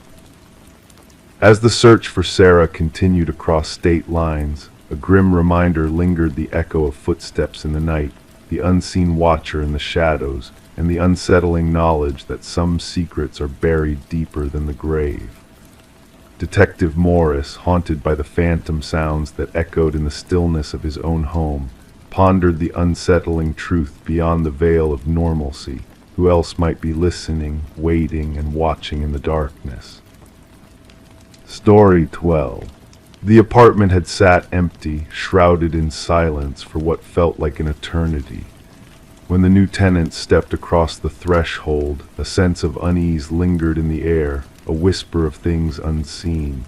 Dust danced in the dim light, settling on forgotten corners and abandoned memories. One door, stubborn and unyielding, caught their attention. A closet, its secrets locked away, hidden from prying eyes. The landlord, with a heavy sigh, forced the door open, revealing a world frozen in time. Not old coats or discarded trinkets, but something far more unsettling. The walls bore witness to a silent struggle, etched with deep, jagged lines of desperation. Each scratch told a story of fear and confinement, of a soul trapped in a cruel dance with darkness. And in the shadows, an ancient flip phone lay dormant, its screen flickering with a single, unread message. Detective Morgan Shaw, a seeker of truths hidden in shadows, felt a chill creep up her spine as she surveyed the scene before her. It wasn't the obvious signs of violence that unsettled her, but the silent screams etched into the wooden canvas, the haunting echoes of a battle fought in silence. "We need forensics now," she murmured to her partner, Officer Reed, who diligently captured each scratch with his camera.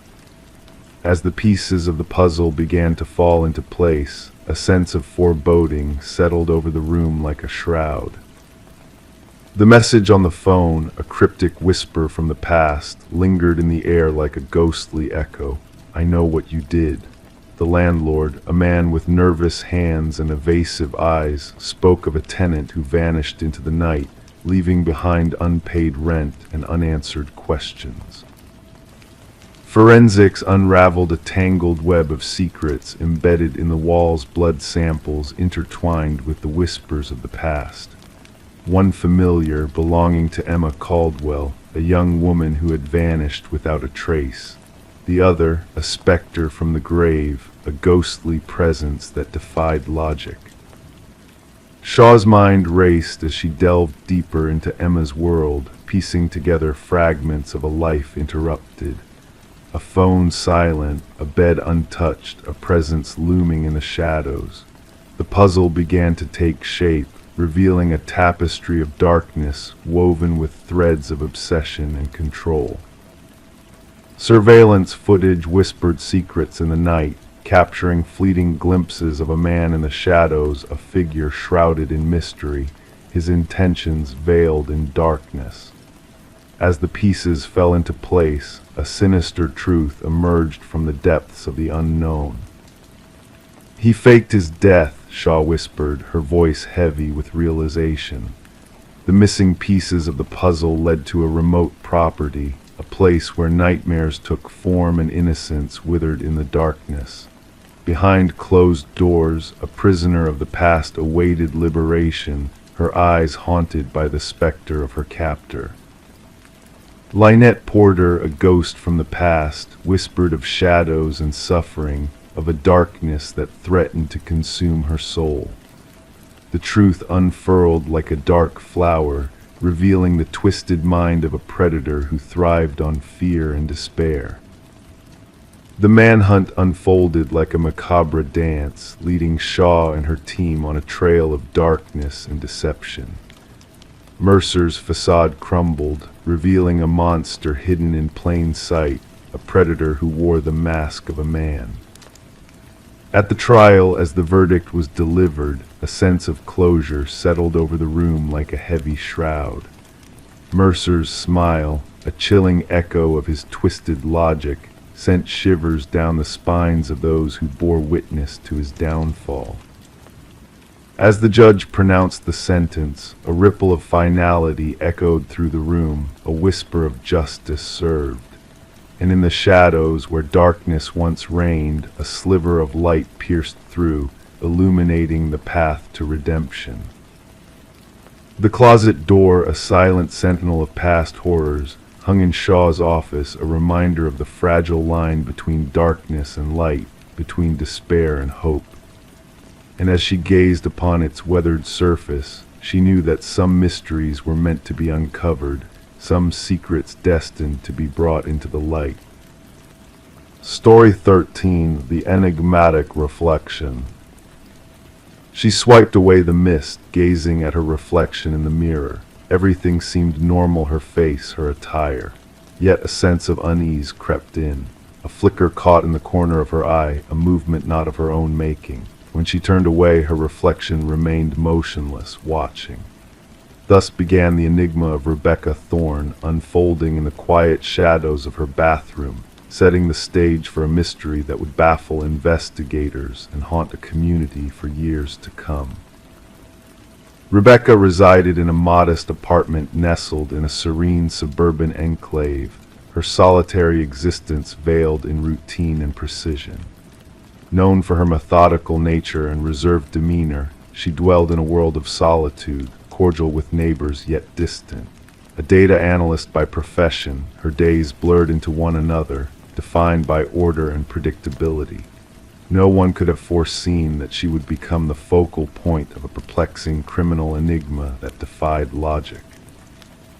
It all commenced innocuously. Trivial displacements within her abode, objects shifted subtly, no theft, just rearrangement. A coffee mug on a different shelf, books shuffled, her toothbrush out of place. She attributed these peculiarities to fatigue, the consequence of prolonged hours spent poring over spreadsheets under harsh fluorescent glare. When Rebecca finally reached out to the authorities after enduring weeks of disturbances, Detective Marion Shaw received the initial report, a seemingly trivial matter, leaning more towards mental health concerns than criminal activity. The enigma deepened when the bathroom mirror incident unfolded. During her subsequent interaction with the police, Rebecca recounted in vivid detail how her reflection appeared to move independently, a silent watcher even in solitude. This time, she possessed evidence: a security camera trained on her front door. The footage unveiled a chilling revelation that sent shivers down even the most seasoned officers' spines. A doppelganger, an exact replica of Rebecca, entering her abode after she had left for work. Forensic scrutiny of the footage revealed no signs of tampering or digital manipulation. The imposter moved with eerie precision, clad in Rebecca's attire, carrying her distinctive leather bag, mirroring her every action.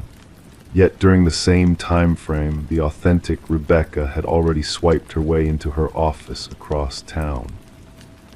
"We're facing a doppelganger scenario," Detective Shaw informed her superiors, unraveling a web of intricate deceit. As the investigation delved deeper, fingerprints within Rebecca's residence bespoke only her presence. No alien DNA surfaced. Neighbors reported mundane sightings of Rebecca going about her routine. Mrs. Keller mentioned an unreciprocated greeting from Rebecca, a peculiar incident that raised no alarms.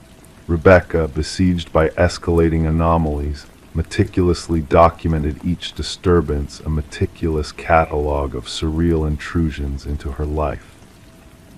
The breakthrough materialized when a discernible pattern emerged from the surveillance footage. The doppelganger only infiltrated during Rebecca's absence for specific engagements, therapy sessions, yoga classes, Sunday morning grocery errands. A meticulously crafted surveillance of her routine, a targeted infiltration into her existence. A forensic psychologist posited a fixation hypothesis, a deranged individual fixated on assuming Rebecca's identity, an unsettling obsession documented in psychological annals. The puzzle unraveled further with the mention of a former colleague, Lily Winters, terminated for erratic behavior. Lily's fixation on Rebecca manifested in disturbing emails and culminated in a chilling revelation upon a search of her residence, a shrine dedicated to Rebecca, a meticulous replication of her life. Photographs adorned the walls, a wardrobe mirroring Rebecca's attire, makeup tailored to her preferences, and videos capturing the evolution of Lily's imitation, each iteration inching closer to perfection. Rebecca, confronted with the stark evidence, realized the gravity of the situation. Lily wasn't merely mimicking her, she was erasing her existence, seeking to supplant her entirely.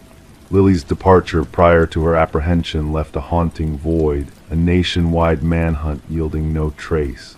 Rebecca, ensconced in protective custody, observed a spectral echo of herself infiltrating her former workplace, assuming her identity with chilling precision.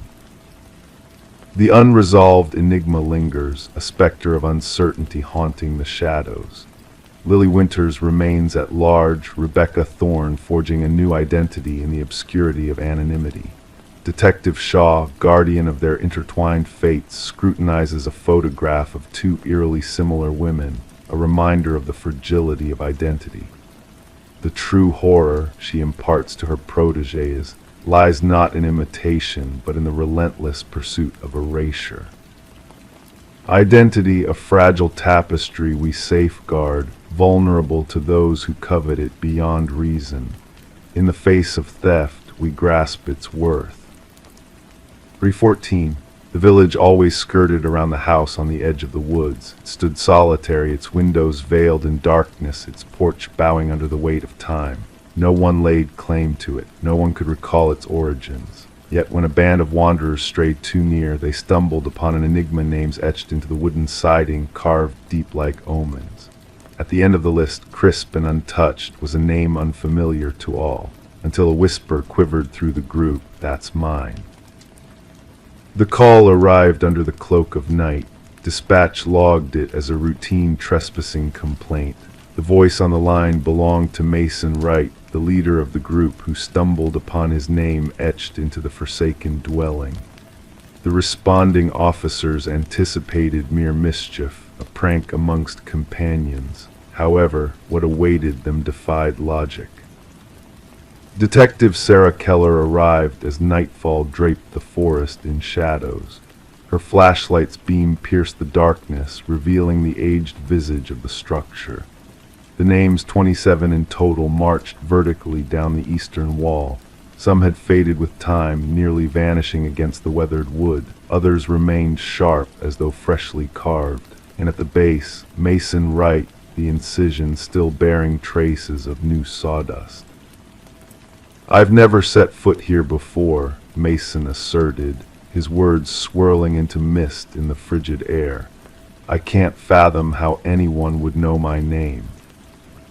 The inquiry commenced with background checks on each name inscribed. The findings sent shivers down the spines of the detective team. Each name belonged to an individual reported missing over the past 4 decades. Some cases had turned cold. Others remained active, yet all shared a chilling commonality: the individuals vanished while hiking solo. Forensic experts photographed each carving, documenting the varying depths, techniques, and weathered patterns. The eldest name, Rebecca Hansen, aligned with a missing persons case from 37 years prior. The records recounted a young woman who ventured into these woods and never returned. Search parties unearthed naught but a lone hiking boot beside a stream. Detective Keller delved into Mason's background extensively. His narrative held steady. He bore no ties to the area beyond this trek with 4 college comrades. They had selected the trail at random, guided by an online suggestion. Nothing in his history linked him to any of the other names etched on the wall. The focus shifted to Mason's companions. Emily Chen, the group's photographer, furnished images captured during their hike. Upon scrutinizing the photographs, analysts spied something unsettling: a blurred figure lurking in the backdrop of 3 separate shots. The silhouette resembled a tall, slender man, perpetually obscured by trees. "We never encountered another soul on the trail," Emily declared. "We'd have remembered." Detective Keller sanctioned a search of the house's interior. The edifice appeared deserted, dust cloaked every surface, furniture lay fractured and scattered. Yet in the cellar, officers unearthed a disturbing tableau. Personal effects belonging to the missing hikers sat arranged neatly on wooden shelves. Watches, backpacks, cameras, wallets, each tagged with a name matching those outside on the wall. Technicians meticulously cataloged every item. Beneath ultraviolet light, bloodstains materialized on the concrete floor, years of marks someone had endeavored to cleanse. Ground-penetrating radar unveiled no buried bodies beneath the house, yet cadaver dogs signaled repeatedly near the rear of the property where the forest thickened. As the probe deepened, Detective Keller observed peculiar conduct from Mason Wright. He began recounting uncanny episodes, whispers beyond his apartment, footprints in fresh snow leading to his doorstep but not away, figures observing from the street. The department stationed an officer for his protection, yet Mason spiraled into paranoia. The breakthrough materialized when researchers stumbled upon land deeds concealed in county archives. The house had been owned by a recluse hunter named Victor Blackwood. Neighbors seldom glimpsed him, recounting brief encounters with an unnaturally tall, gaunt man who shunned discourse. Blackwood vanished without a trace 15 years back, his disappearance left uninvestigated. Detective Keller secured a warrant to delve deeper into the adjoining forest. The search party unearthed an array of rudimentary hunting blinds, strategically situated along well-trodden hiking trails. Within one blind, they unearthed a journal detailing meticulous observations, portraits of hikers, their paths, gear, and routines. The script mirrored samples from Victor Blackwood's scant existing documents. The journal entries warped over time. Early pages delineated hunting tactics for fauna. Later entries depicted humans as quarry their behaviors, weaknesses, and strategies for their acquisition. The closing pages held intricate accounts of stalking each victim on the wall, encompassing elaborate schemes on how he singled out his prey. The manhunt for Blackwood mobilized across multiple jurisdictions. Helicopters armed with thermal imaging surveyed the forest. Tactical units combed every crevice and cavern, yet the suspect remained elusive. Mason Wright ceased answering calls. Officers dispatched to his residence found the door ajar, the rooms deserted. On his bedroom wall, fresh. Story 15. She yearned to freshen up the nursery before the little one's arrival. The walls, once a soft, worn blue, held untold tales within their faded layers. As she swathed on the initial coat of white paint, a hidden secret emerged from beneath the faint outlines of letters, gradually sharpening into clear, readable words, a message etched beneath the surface. Don't let it hear you. Her breath hitched in her throat. Stepping back, her eyes caught sight of it, tiny handprints imprinted in the fresh paint, positioned too high for any child to reach. The revelation within the nursery of the Morgan residence marked the genesis of what would later be known as the Whispering House case. The young couple had bought the Victorian-style home just a brief while ago, lured in by an unbelievably low price. The real estate agent had mentioned only minor cosmetic issues, omitting any mention of the property's shadowed past. Detective Sarah Klein, notebook in hand, rang the doorbell. A woman opened, her pregnant belly emphasized by paint-splattered overalls. Weariness clung to her, evident in the dark circles beneath her eyes. It seemed she had not known rest in days. The detective observed the tremble in her hands as she recounted discovering the cryptic message and the eerie handprints. The former owners vanished abruptly, the woman explained. Neighbors claimed they departed in the dead of night. No moving van, just a car packed with essentials. Detective Klein strode through the aged home, the floors groaning beneath her weight. Standing in the nursery, she scrutinized the half-painted wall. The message still lingered where the fresh paint had been deserted. Beside it, 5 small handprints imprinted in the wet paint, situated at an adult's shoulder level. Back at the precinct, Detective Klein delved into the property records. The house had changed hands 8 times in 3 decades, a remarkably high turnover rate. Each family had stayed for less than 2 years. More disconcerting were the child welfare reports linked to 3 of those families. Children spoke of whispers from the walls and the sensation of being watched as they slumbered. The detective delved deeper, unearthing construction records and historical accounts. The house had once belonged to Eleanor Blackwood, a wealthy widow who, childless herself, ran a small orphanage from the property during the early industrial era. News articles mentioned 5 children who had vanished from her care. Authorities of that era suspected they had merely run away, a common occurrence for orphans in those times. When Eleanor passed away, renovators working on the house stumbled upon a sealed room hidden behind the nursery wall. Inside, they found remnants of children's lives, tiny shoes, toys, and garments, yet no traces of the children themselves. The case went cold, archived, and forgotten. Interviewing former residents, Detective Klein pieced together a chilling pattern. Each family with children reported inexplicable events, toys rearranged overnight, childlike laughter resonating through empty corridors, and crayon drawings appearing mysteriously. Most brushed off these incidents as mere figments of imagination until the writing materialized. The message varied slightly in each retelling. Don't let them find you. Don't make a sound. Don't let it hear you. Yet the handwriting remained consistent, surfacing each time the nursery was repainted. A linguistic expert scrutinized photographs of the writing, linking it to samples from Eleanor Blackwood's personal journals. More unsettling were the handprints uniform in size and placement over the years, despite different children occupying the home.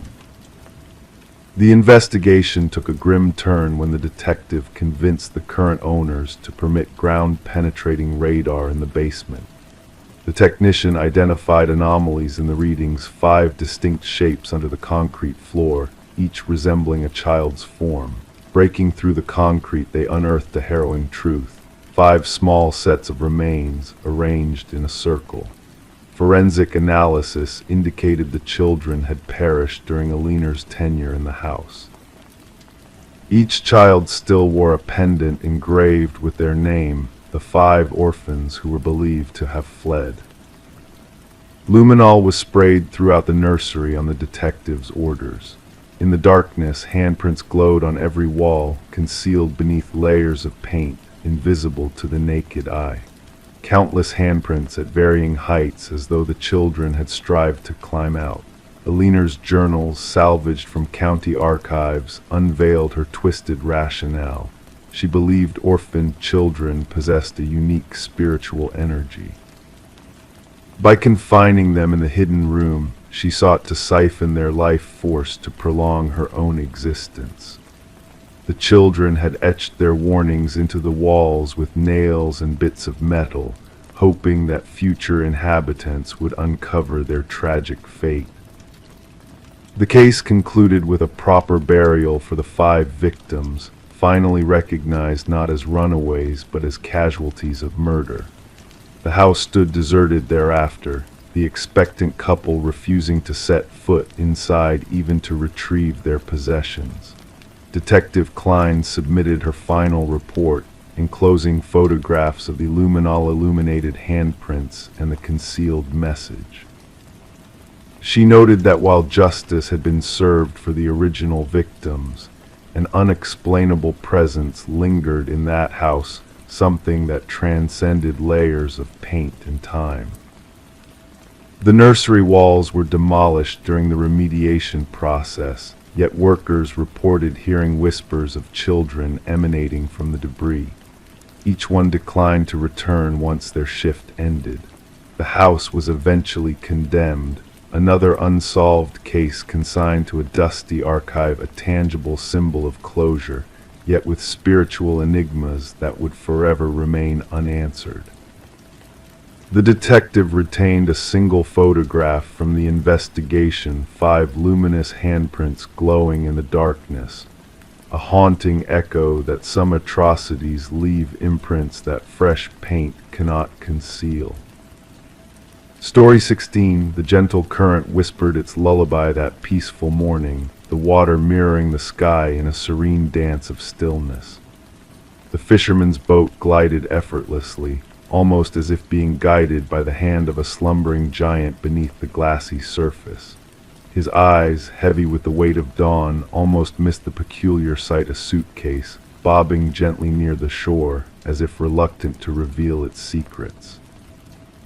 Approaching cautiously, the fisherman's curiosity stirred as he noticed the rusted chains embracing the case, as if trying to keep its contents hidden from prying eyes. With each step closer, a faint scent lingered in the air, a haunting perfume of decay and secrets long kept. The authorities were summoned, their faces etched with concern as they pried open the case that held more than just forgotten belongings. Amidst the chains and shadows, they found her hair dark as midnight, fingers frozen in a silent plea, a note nestled at the bottom like a chilling afterthought. This isn't the first. Detective Sarah Mercer arrived at the scene, her presence a whisper of authority against the backdrop of the grim discovery. The victim, Catherine Walsh, lay still, her form a canvas painted by the river's cruel brushstrokes. The medical examiner's meticulous movements painted a picture of finality, each detail captured in a silent elegy before the body was gently carried away, leaving only ripples in the water to mark her passing. But it wasn't the method of disposal that haunted Mercer, it was the care, the precision with which the victim had been prepared, as if for a macabre exhibition. Catherine Walsh, a name now spoken in hushed tones, a real estate agent known for her skill in selling dreams of opulence. Divorced, solitary, her life a tapestry of ambition and solitude.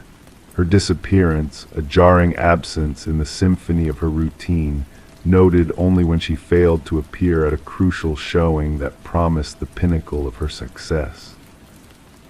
In the quiet of her home, investigators found echoes of a life meticulously ordered, every corner polished, every surface untouched by the chaos of existence. Yet a drawer slightly ajar unveiled a hidden truth, a leather-bound journal, its pages whispering of unseen eyes and a presence that lingered in the shadows. Digital footprints led to a trail of haunting messages, each a mirror reflecting a voyeur's gaze, each a shard of a shattered illusion of safety.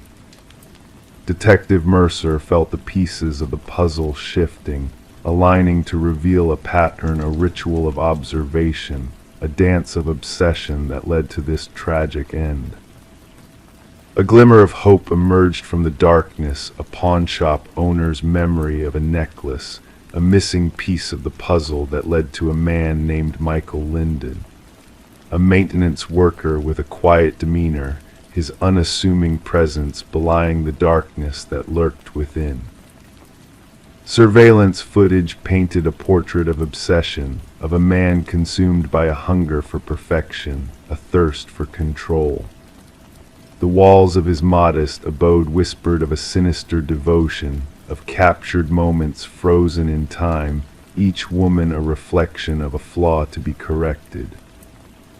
As the truth unfurled like a macabre tapestry, Lyndon's chilling confession echoed in the sterile walls of the interrogation room. His victims, flawed in his eyes, their imperfections a mirror to his own fractured self-image. Each meticulous detail, each carefully staged scene, a twisted act of redemption in his eyes. The trial brought closure, but for Detective Mercer, questions lingered like shadows in the fading light. What drove Linden to these dark depths? What hidden scars festered beneath the surface, driving him to seek solace in the destruction of others. As the river carried its secrets downstream, its waters a mirror to the sky above, Mercer sat in quiet contemplation. The notebooks, chilling in their revelations, whispered of a truth she couldn't shake, that in the stillness of ordinary lives, monsters sometimes wear the masks of men, waiting for a single flaw to reveal the darkness within.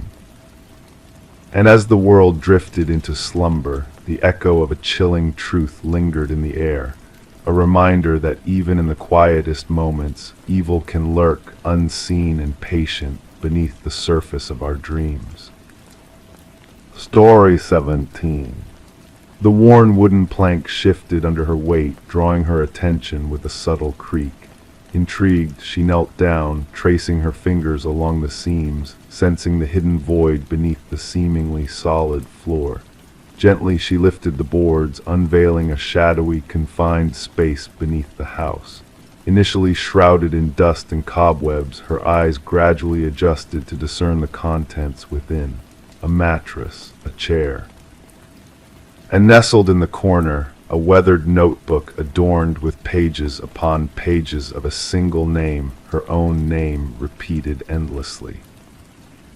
Detective Morgan Reed stood silently behind Sarah Coleman as she peered into the abyss beneath her newly acquired abode. The fear flickering in Sarah's eyes hinted at a deeper disturbance beyond merely stumbling upon a hidden room. It was a violation of security, an intrusion of malevolence into what was meant to be her fresh beginning. "Do not disturb anything further," Detective Reed's voice, steady yet commanding, advised as she clicked on her flashlight, casting light into the secretive chamber. The beam danced across walls adorned with surveillance photographs, snapshots of Sarah's daily routines, her interactions, her life.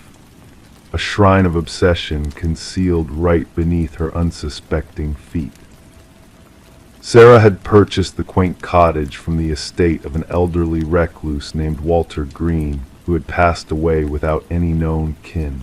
The property had sat abandoned for months before finding its way onto the market, advertised as charming and in need of minor touch-ups. No whispers of peculiarity had surfaced during inspections or negotiations. "I never met him, the previous owner," Sarah murmured. "The neighbors claimed he was a recluse. I was told the basement access had been sealed off ages ago. That's what the inspection report stated." Crime scene investigators arrived, their equipment thudding against the wooden floorboards as they entered. They meticulously documented the scene, collecting evidence and eventually extricating the mattress, chair, and notebook from their concealed sanctuary. Forensic analysts uncovered a plethora of fingerprints throughout the space, all belonging to Walter Green. What unsettled the investigators most was the timeline they unraveled. Through utility records and dated photographs within the chamber, it became clear that Walter had been shadowing Sarah for a minimum of 3 years prior to his demise. He had shadowed her at community gatherings, the local market, even the cafe where she occasionally worked. Yet Sarah remained oblivious to his presence, his fixation. This level of fixation often escalates, the department psychologist remarked during a briefing. The subject progresses from fantasy to strategy. The hidden room implies he was gearing up for something more direct. Detective Reed's inquiry took an unforeseen twist when she interviewed Walter's former colleague from the maintenance department at the nearby shopping plaza. The man appeared uneasy, toying with his wedding ring throughout their conversation. Walter mentioned her at times, he confessed.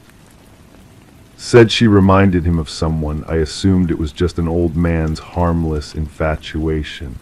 I never imagined. His voice trailed off, his gaze fixed on his hands. Did he ever discuss any schemes involving her? Reed probed. Not explicitly, but he had this saying about how she belongs with me. I thought it was mere talk. Reed secured a warrant to search Walter's workplace locker, undisturbed since his passing.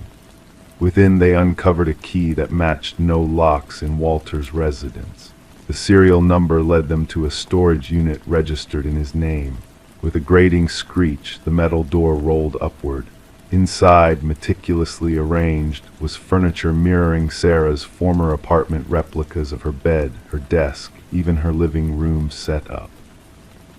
Walter had meticulously recreated her living space down to the minutest detail. A mannequin sporting a wig akin to Sarah's hairstyle sat at the replica desk. Most disconcerting of all was a calendar marked with a date just 1 week post Walter's unexpected demise from a heart attack. The date was encircled in crimson, bearing a single word: together. The investigation unearthed Walter's institutionalization in his youth following an infatuation with a female teacher. His records documented treatment for erotomania, a delusion where the subject believes another person reciprocates their affections despite evidence to the contrary. Released into society, Walter led a benign existence until Sarah unwittingly reignited his dormant fixation. Spread across the conference table at the precinct, crime scene photos painted a haunting picture. In his mind, he deceased believing they shared a unique connection. He was convinced they were destined to be united, Reed articulated. Could she have crossed paths with him, stirred this fixation unknowingly? A fellow detective pondered. Reed shook her head. Nothing we've uncovered. At times, these obsessions require little provocation. A fleeting smile, a gaze that lingers a second too long. For an individual with his background, that could have sufficed. Sarah resolved to divest herself of the property, unable to find solace within its walls. During a final walkthrough with her realtor, she stood in the living room, embracing herself tightly. "I cannot shake the thought of what might have transpired had he not passed away when he did," she murmured softly. "How long would I have dwelled here, oblivious to his watchful eye, unaware of the secrets concealed beneath my feet?" Following Walter's decease, the case was officially closed, categorized as stalking with intent to abduct, despite the absence of an actual abduction. Psychological evaluations of the evidence hinted at Walter's intent to confine Sarah within either the hidden chamber or the storage unit. Sarah relocated far away, altering her routines and fortifying her privacy measures. Detective Reed sporadically checked in on her, a tacit acknowledgement of how precariously close Sarah had skirted another fate, another casualty. The cottage metamorphosed into the possession of a young couple ignorant of its dark history.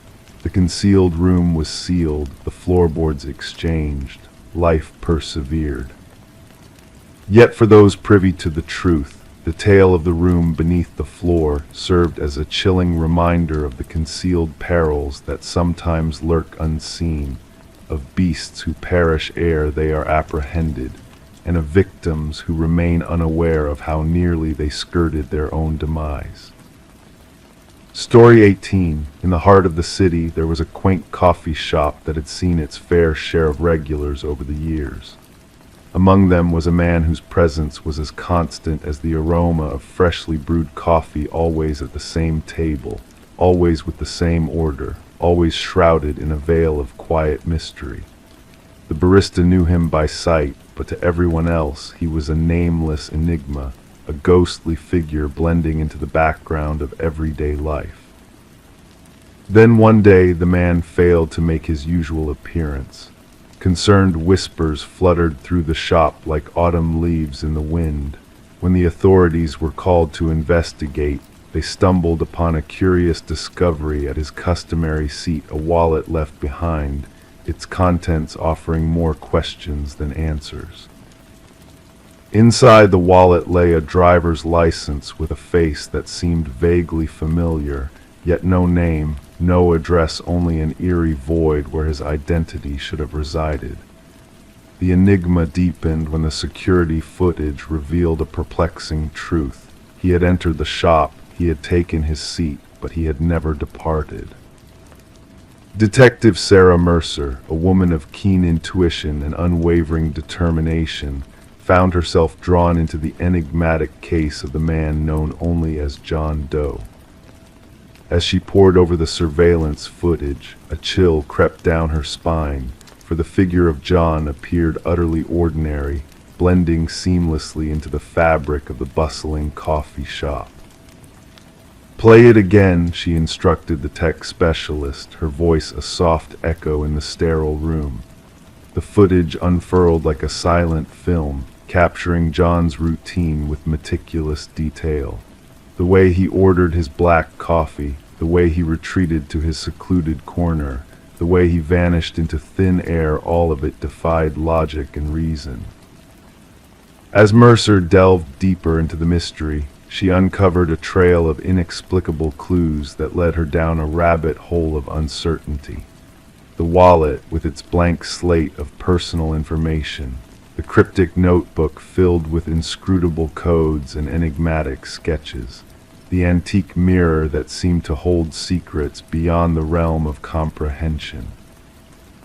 Each piece of the puzzle whispered of a reality beyond the tangible, a world where boundaries blurred and time itself danced to an enigmatic tune. Mercer's investigation unfurled like a delicate tapestry, weaving together threads of the inexplicable and the extraordinary. In her quest for answers, Mercer stumbled upon a revelation that transcended the boundaries of conventional understanding. The mirror, an ancient relic with a history steeped in shadows, held the key to unlocking a truth that defied the laws of nature. It was a gateway, a threshold between worlds, where the boundaries of reality bent and swayed like reeds in a gentle breeze.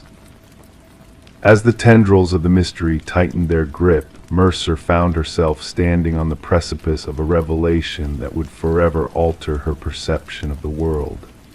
The man known as John Doe, his existence a mere whisper in the tapestry of reality, was more than he appeared to be.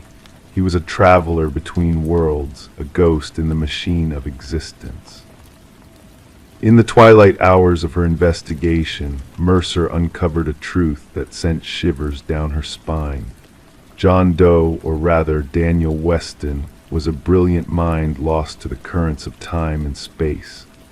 A physicist whose experiments had ruptured the fabric of reality, propelling him into a realm where the rules of existence no longer applied. The final act of the enigmatic drama unfolded in a flurry of revelations and shattered illusions. Mercer, standing on the threshold of understanding, beheld a vision that transcended the limits of her imagination. Two versions of Daniel Weston existing in tandem, their reflections merging and diverging in a mesmerizing dance of duality. And then, in a moment that echoed through the corridors of eternity, the mirror shattered, its fragments scattered like stardust upon the floor. A final missive, etched in the familiar hand of Weston, spoke of closure and warning, of windows closing and doors sealing shut. The case of the man who didn't exist faded into the annals of unsolved mysteries, a whispered tale that lingered in the shadows of memory. The coffee shop, a silent witness to the enigma, closed its doors, its secrets buried beneath the rubble of progress. And as for Detective Mercer, her journey took an unexpected turn, leading her down a path of introspection and revelation. A notebook clutched in her hands, its pages filled with cryptic symbols and enigmatic musings, she sat in quiet contemplation, her gaze fixed on a fragment of an antique mirror that shimmered with echoes of a world beyond. Story 19. The aged apartment exuded a sense of history, its time-worn walls whispering tales of days long past. The heating system groaned in protest, the old pipes rattling with each shudder. It was all part of the building's character, or so she reassured herself. But one night, as she lay in bed, a sound drifted through the vents, barely audible yet undeniably present. It wasn't the typical hum of distant conversations or household activities. It was a whisper, soft and insistent, calling out her name into the stillness of the night. Intrigued and unsettled, she crept closer, pressing her ear against the cool metal grate. A rush of icy air brushed against her skin, and then almost teasingly, the voice spoke again, "I know you can hear me." Her heart quickened as the words hung in the air, laden with an eerie familiarity that sent shivers down her spine. Detective Morgan Shaw stood in the center of the vacant apartment, a silent sentinel amidst the bustling activity of the forensics team. Cameras clicked and flashed, capturing every detail of the scene before her. The missing woman, Alina Reeves, had been absent for a week before her absence was noticed, a mystery unraveling within the walls of this old building. Officer Patel, his voice somber, recounted the eerie reports of voices heard through the vents, dismissed as mere quirks of an aging infrastructure. But as Shaw knelt by the vent, tracing the desperate marks etched into the metal, she sensed a darker truth lurking beneath the surface. The scratches, deep and frantic, told a silent tale of struggle, of someone trapped within, seeking escape. Alina, a beloved kindergarten teacher with a penchant for nurturing life, had shown signs of distress in the days leading up to her disappearance. Her sister's trembling voice revealed a narrative of paranoia, of a relentless belief that unseen eyes watched her every move, whispered secrets only she could hear. As Shaw pieced together the fragments of Alina's life left behind in the apartment, a chilling realization dawned. The meticulously arranged room, the chair positioned beneath the vent as if awaiting a visitor, the echoes of a presence that lingered in the air all spoke of a sinister intimacy that defied comprehension. The evidence uncovered by the forensics team painted a macabre picture. Fibers intertwined with the vent grating matched Alina's clothing, a fingerprint foreign to her imprinted on the vent cover. But it was the haunting recordings from Alina's phone that pierced Shaw's resolve, revealing a dialogue between the living and the unseen, a dance of fear and fascination. Delving into the building's past, Shaw unearthed a trail of tenants who had fled, haunted by whispers in the night. Harold Weber, the unassuming building superintendent, emerged as a person of interest, his calm facade slipping under Shaw's scrutiny. His nonchalant dismissal of the supernatural only fueled her suspicions, leading her down a path fraught with shadows and deceit.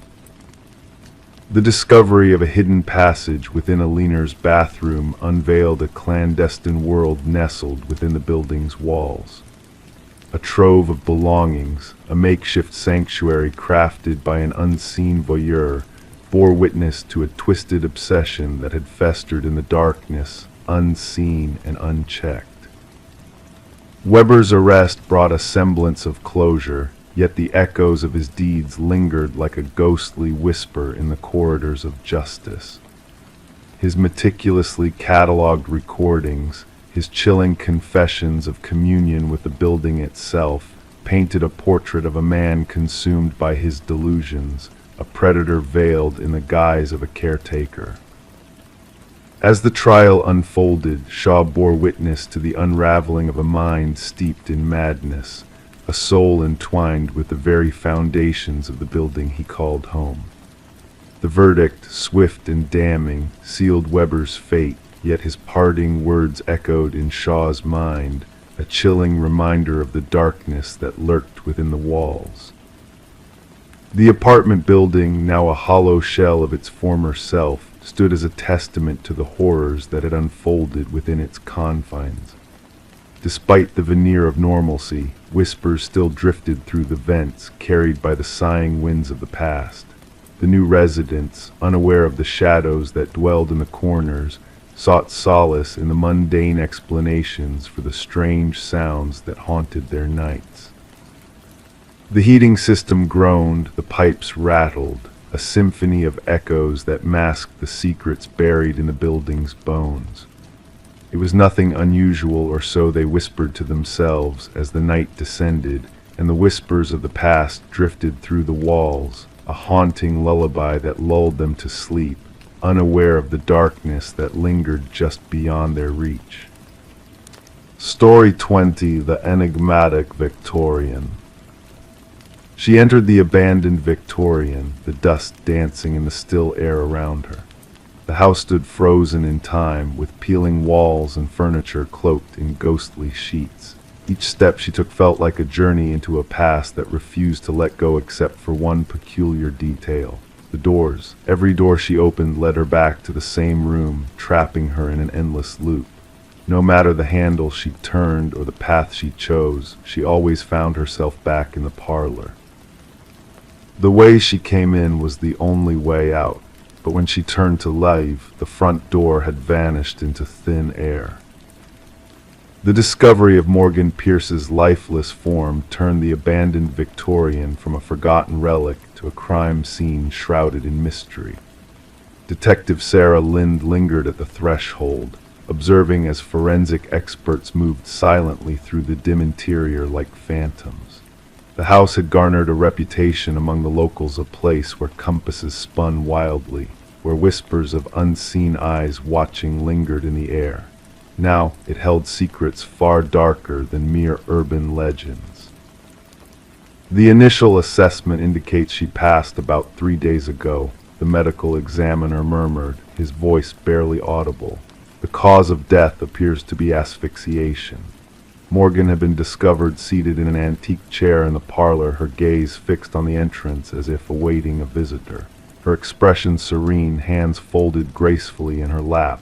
No signs of struggle, no marks of resistance.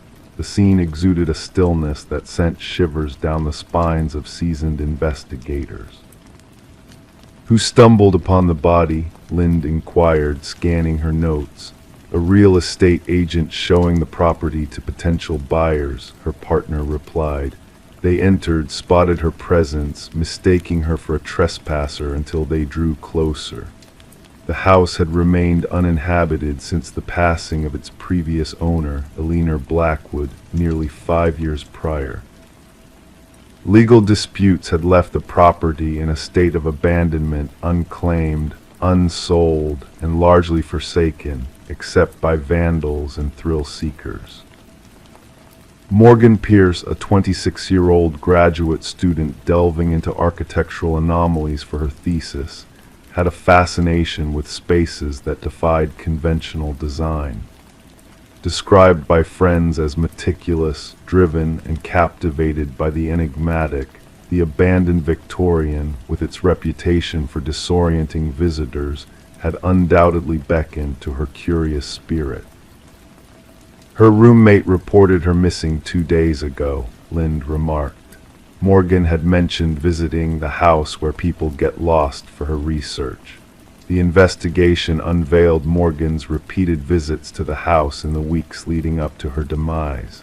Her journal entries chronicled peculiar acoustics, sudden chills, and doors that seemed to open into different realms with each turn of the handle. In her final entry, she spoke of bringing specialized equipment to document what she termed spatial anomalies. Yet, this equipment was nowhere to be found. The autopsy uncovered an unexpected detailed traces of a rare alkaloid in Morgan's system, derived from a plant utilized in certain shamanic rituals. While the substance could induce disorientation and vivid visions, the levels in her body were not lethal. She wasn't one to dabble in recreational substances, her boyfriend asserted during questioning. Morgan was meticulous in her research methods. Deliberately altering her perception was not in her nature. Digital forensic analysis unearthed fragments of erased messages on Morgan's phone. Dialogues with an individual who shared her intrigue for the house, someone who professed to grasp its enigmas. The exchanges grew increasingly intimate and cryptic. The house retains memories of its past, read one message. It yearns for someone to comprehend. The trail of the investigation led to Adam Reeves, an architectural historian who had corresponded with Morgan. His expertise in rare spatial phenomena had captivated her, and their professional bond had evolved into a personal connection. When questioned, Reeves appeared genuinely grief-stricken by Morgan's untimely passing. "The house possesses a reputation," he disclosed. The original architect wove optical illusions and deceptive perspectives into its design. It was crafted to bewilder and disorient. Morgan believed there was a deeper truth to it, something beyond mere trickery of the eye. However, Reeves had a solid alibi for the presumed time of Morgan's demise, with security footage placing him at a university symposium miles away. A breakthrough emerged from an unexpected source: Eleanor Blackwood's grandson, now residing overseas. Upon contact by investigators, he divulged a long-guarded family secret. "My grandmother wasn't the sole Blackwood to perish in that house," he revealed. "There were others, always discovered in the parlor, always appearing at peace. The family referred to it as the claiming." He provided investigators with decades-old journals detailing deaths initially attributed to natural causes like heart failure or strokes. The recurring pattern was evident: individuals who spent prolonged periods within the house eventually succumbed to what the family cryptically labeled the influence. A secondary sweep of the property unveiled a concealed compartment behind the parlor's fireplace. Within it, investigators unearthed Morgan's missing equipment and a peculiar assembly. An alcove housing artifacts from diverse indigenous cultures, meticulously arranged in a precise geometric configuration. At its center rested a carved figurine, its features worn smooth by generations of touch. Analysis identified the figurine as representing a deity linked to liminal spaces, thresholds between worlds. Traces of the alkaloid found in Morgan's system were detected on the artifacts. The case took a somber turn when dust pattern forensics within the house indicated the presence of another individual at the time of Morgan's passing. Partial fingerprints, unrelated to Morgan or any known visitors, were retrieved from doorknobs scattered throughout the dwelling. 3 weeks into the inquiry, Adam Reeves was discovered deceased in his residence. Mirroring Morgan's posture, he sat facing the entrance, an expression of tranquility adorning his features, with the same alkaloid present in his system. Clutched in his hand was a key that fit no lock in his abode, but seamlessly matched the hidden compartment in the Victorian. In his final correspondence, sent to himself as if preserving a testament, Reeves inscribed, "The house doesn't ensnare you physically, it ensnares your perception." Morgan was correct: the doors laid where they always have, but something convinces you that you're wandering in circles. Once you grasp the truth, you can depart at will, yet by then you no longer desire to. The case remains open officially, classified as suspicious deaths under scrutiny. The Victorian has since been condemned, its access restricted by authorities. Nonetheless, whispers persist of lights flickering within on certain evenings, and of visitors who vanish without a trace. Some locals argue that the house claims those who delve too deeply into its mysteries.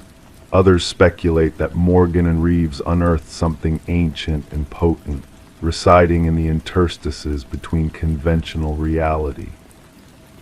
The truth remains as elusive as an exit in a house where all doors lead back to the commencement. Story 21: The Realtor's Secret. The property listing had made no mention of a basement. The blueprints held no clues to its existence. Yet, as the family unraveled the old carpet, they uncovered a hidden door, its handle heavy and rusted. It took 3 of them to pry it open, revealing a staircase descending into darkness. The air that greeted them was stale, thick with the scent of damp earth. Expecting a storage space, they were met with a chilling sight: a solitary chair beneath a swaying light bulb, and on the wall behind it a row of photographs of them, captured from within the confines of their own home.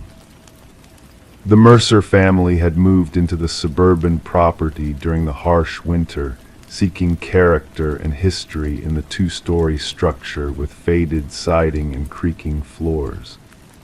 Little did they know the depth of history within those walls and how violently it would collide with their present.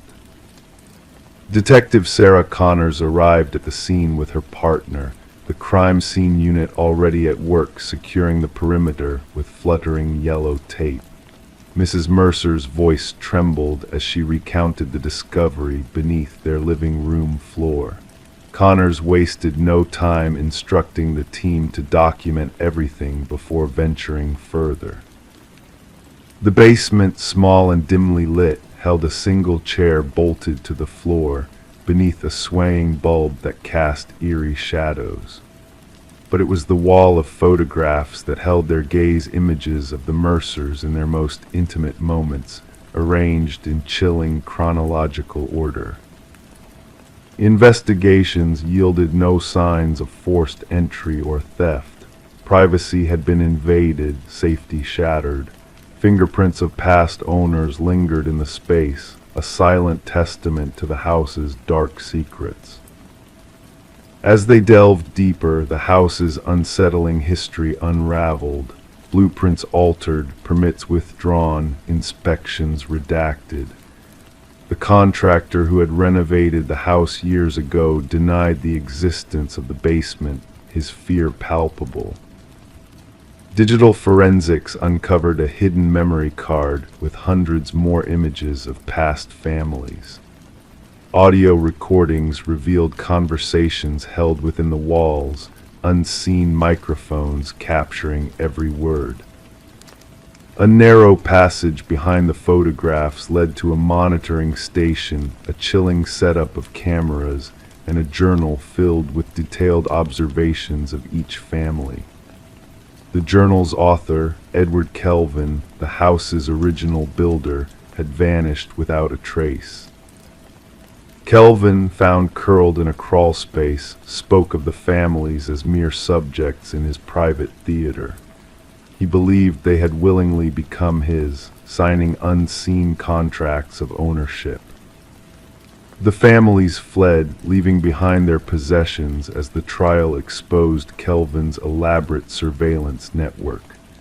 The house, demolished, held a legacy of violated privacy and haunting memories.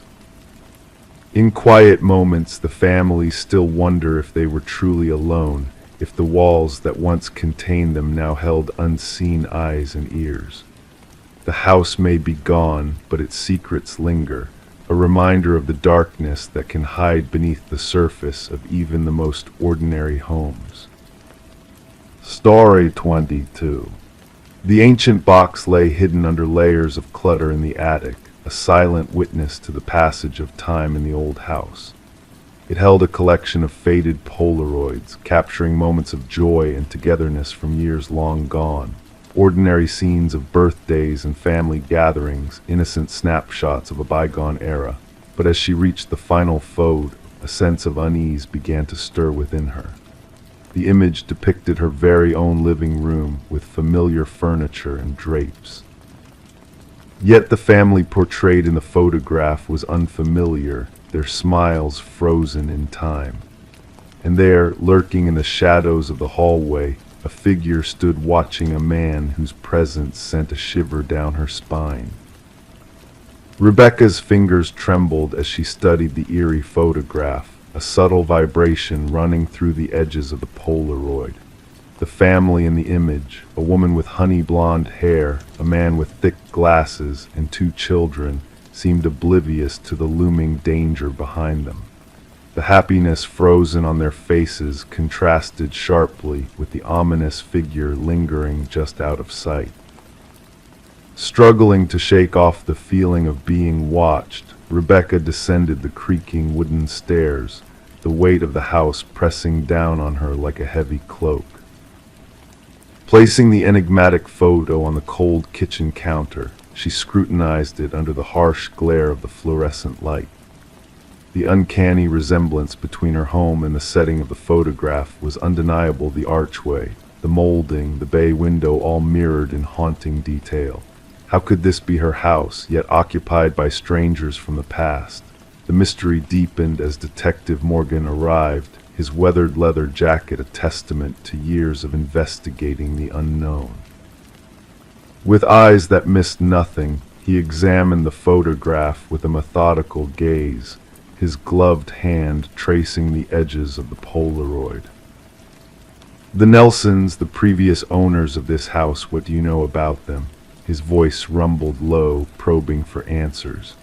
Rebecca confessed her limited knowledge, the Nelsons having relocated out of state before she moved in. Accepting the photograph as potential evidence, Detective Morgan set out to unravel the enigma shrouding the unsettling image. The investigation unfolded quietly, revealing a pattern of families who had inhabited the house before disappearing without a trace. The Nelsons had acquired the property from the Crawfords, who had in turn followed a line of transient occupants.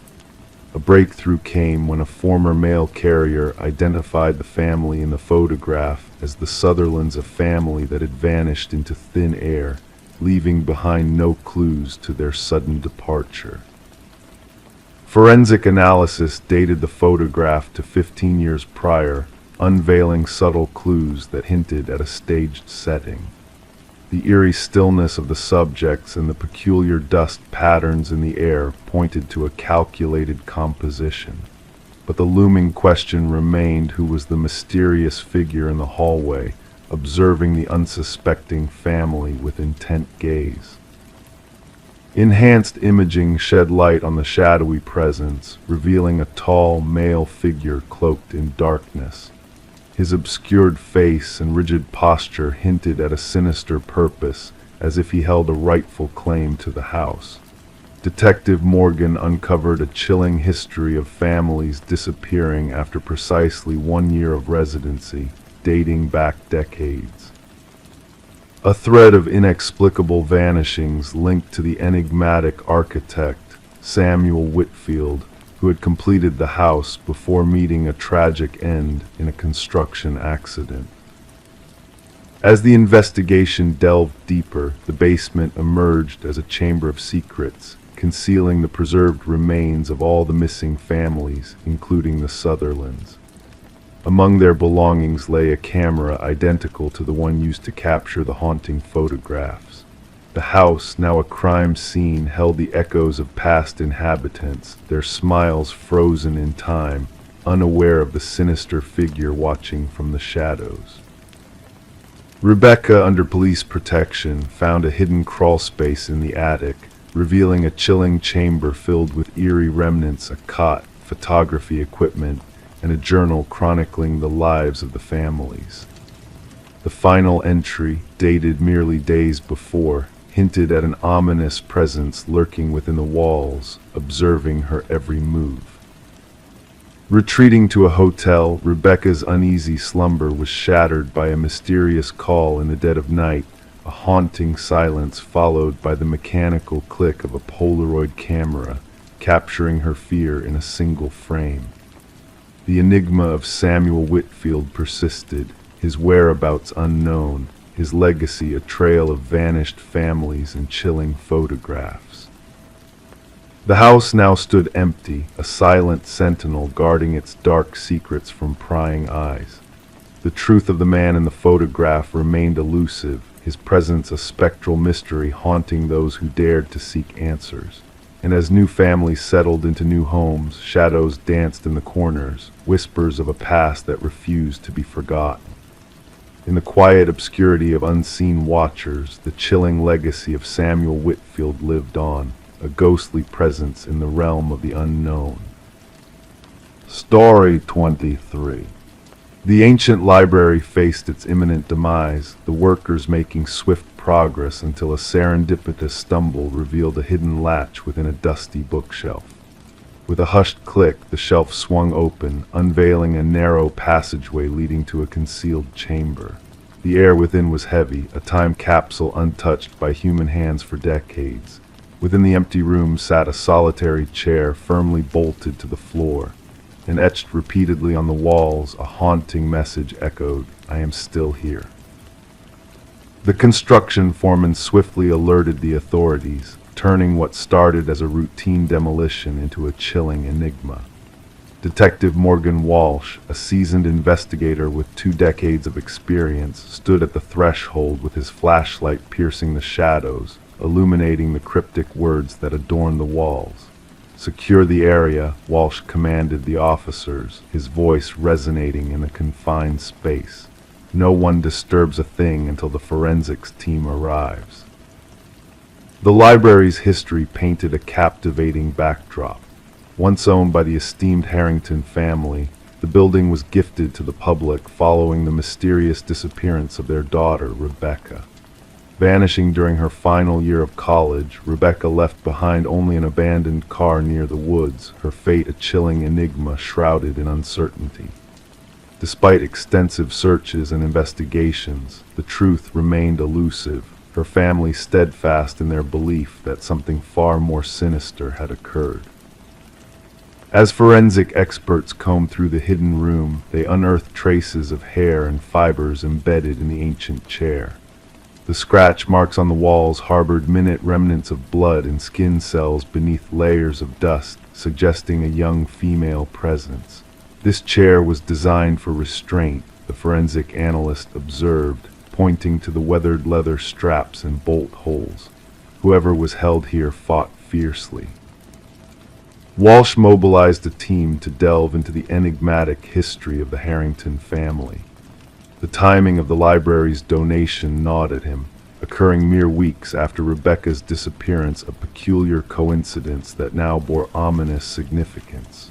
Further inquiries unveiled an unsettling revelation. The contractor who installed the bookshelf concealing the hidden chamber had exclusive ties to Maxwell Harrington, Rebecca's uncle and the patriarch of the family. Financial records hinted at exorbitant payments to the contractor, far beyond standard renovation expenses. Former library staff expressed shock at the revelation, unaware of the clandestine space's existence. One elderly librarian recounted Maxwell's prolonged solitary visits to that area after hours, his insistence on preserving its historical integrity. Maxwell always demanded that section remain untouched, she recounted to the investigators, assuming his interest stemmed from a love of history and tradition. The investigation took a harrowing turn when DNA analysis confirmed the genetic material in the hidden room matched samples from Rebecca's hairbrush recovered from her old bedroom.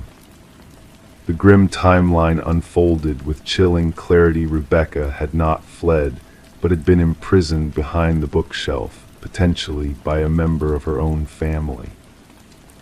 With a warrant in hand, detectives scoured the Harrington estate, unearthing a leather-bound journal concealed in a secret compartment of Maxwell's study. The journal chronicled months of disturbing entries detailing Maxwell's twisted fixation on his niece. The final entry sent shivers down their spines. She threatened to expose everything. "I cannot allow that. The room will keep her until she sees reason." Maxwell, now residing in a coastal retirement community, maintained a veneer of innocence during questioning, dismissing the hidden room as a mere architectural oddity. However, when confronted with the damning evidence, his fa-de crumbled. "She was a threat to everything," he confessed tonelessly.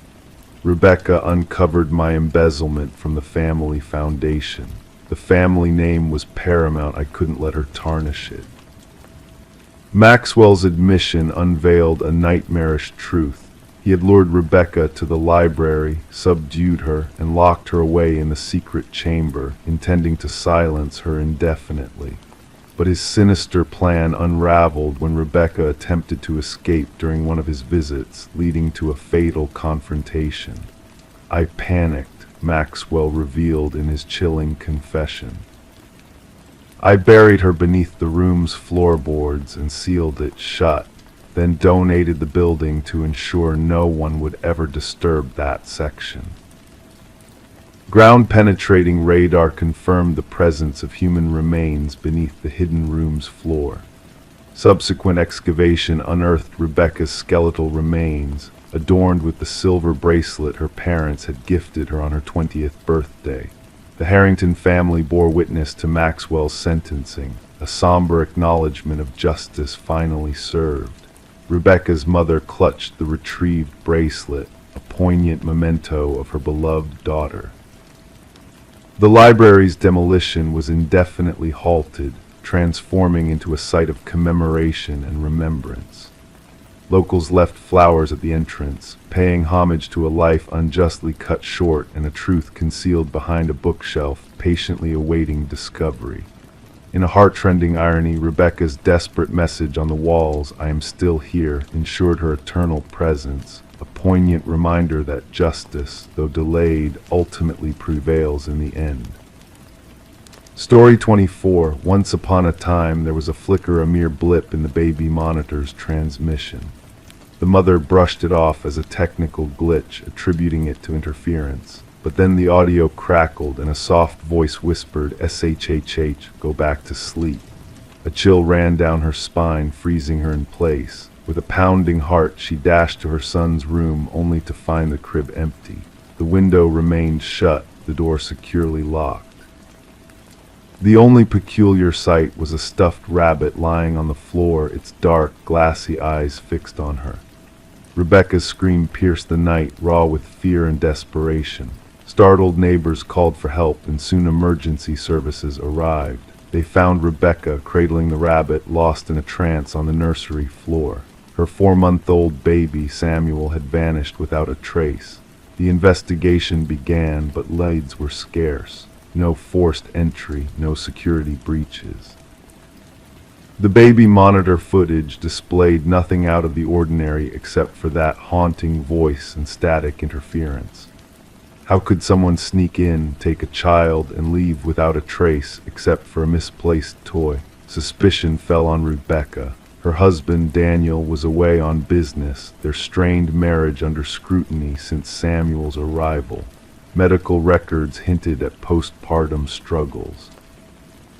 Detectives found Rebecca eerily composed, considering the circumstances, a mother so calm after losing her child. Whispers spread through the community, casting shadows on the bereaved mother. Then a clue emerged. Microscopic fibers on the nursery windowsill, foreign to the household, hinted at an intruder's entry from outside. The focus shifted to a skilled climber, possibly using a rare rope. Surveillance footage revealed a shadowy figure lurking nearby. A footprint linked to military-grade boots deepened the mystery.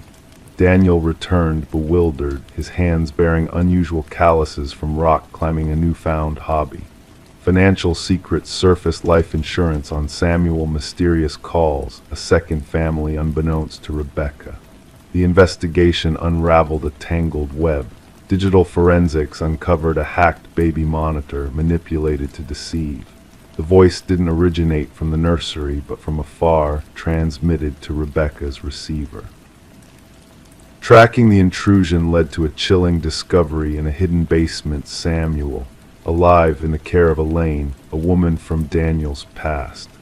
Elaine, haunted by past loss, orchestrated the abduction to claim what she believed was rightfully hers. Daniel denied involvement, but evidence painted a different truth. Climbing gear, incriminating messages, and damning fibers linked him to the crime. The trial unveiled a sinister plot, echoing through the enhanced baby monitor audio that captured Daniel's cough, a damning presence at the scene he professed ignorance of. Justice was swift as the jury delivered maximum sentences to Daniel and Elaine for their heinous deeds. Rebecca and Samuel sought solace in a new life, far from the shadows of the past. The case reshaped abduction investigations, prompting vigilance in nursery security nationwide. The monitor, a silent witness, held the untold story within its whispers, sealed away with the haunting rabbit in Rebecca's closet.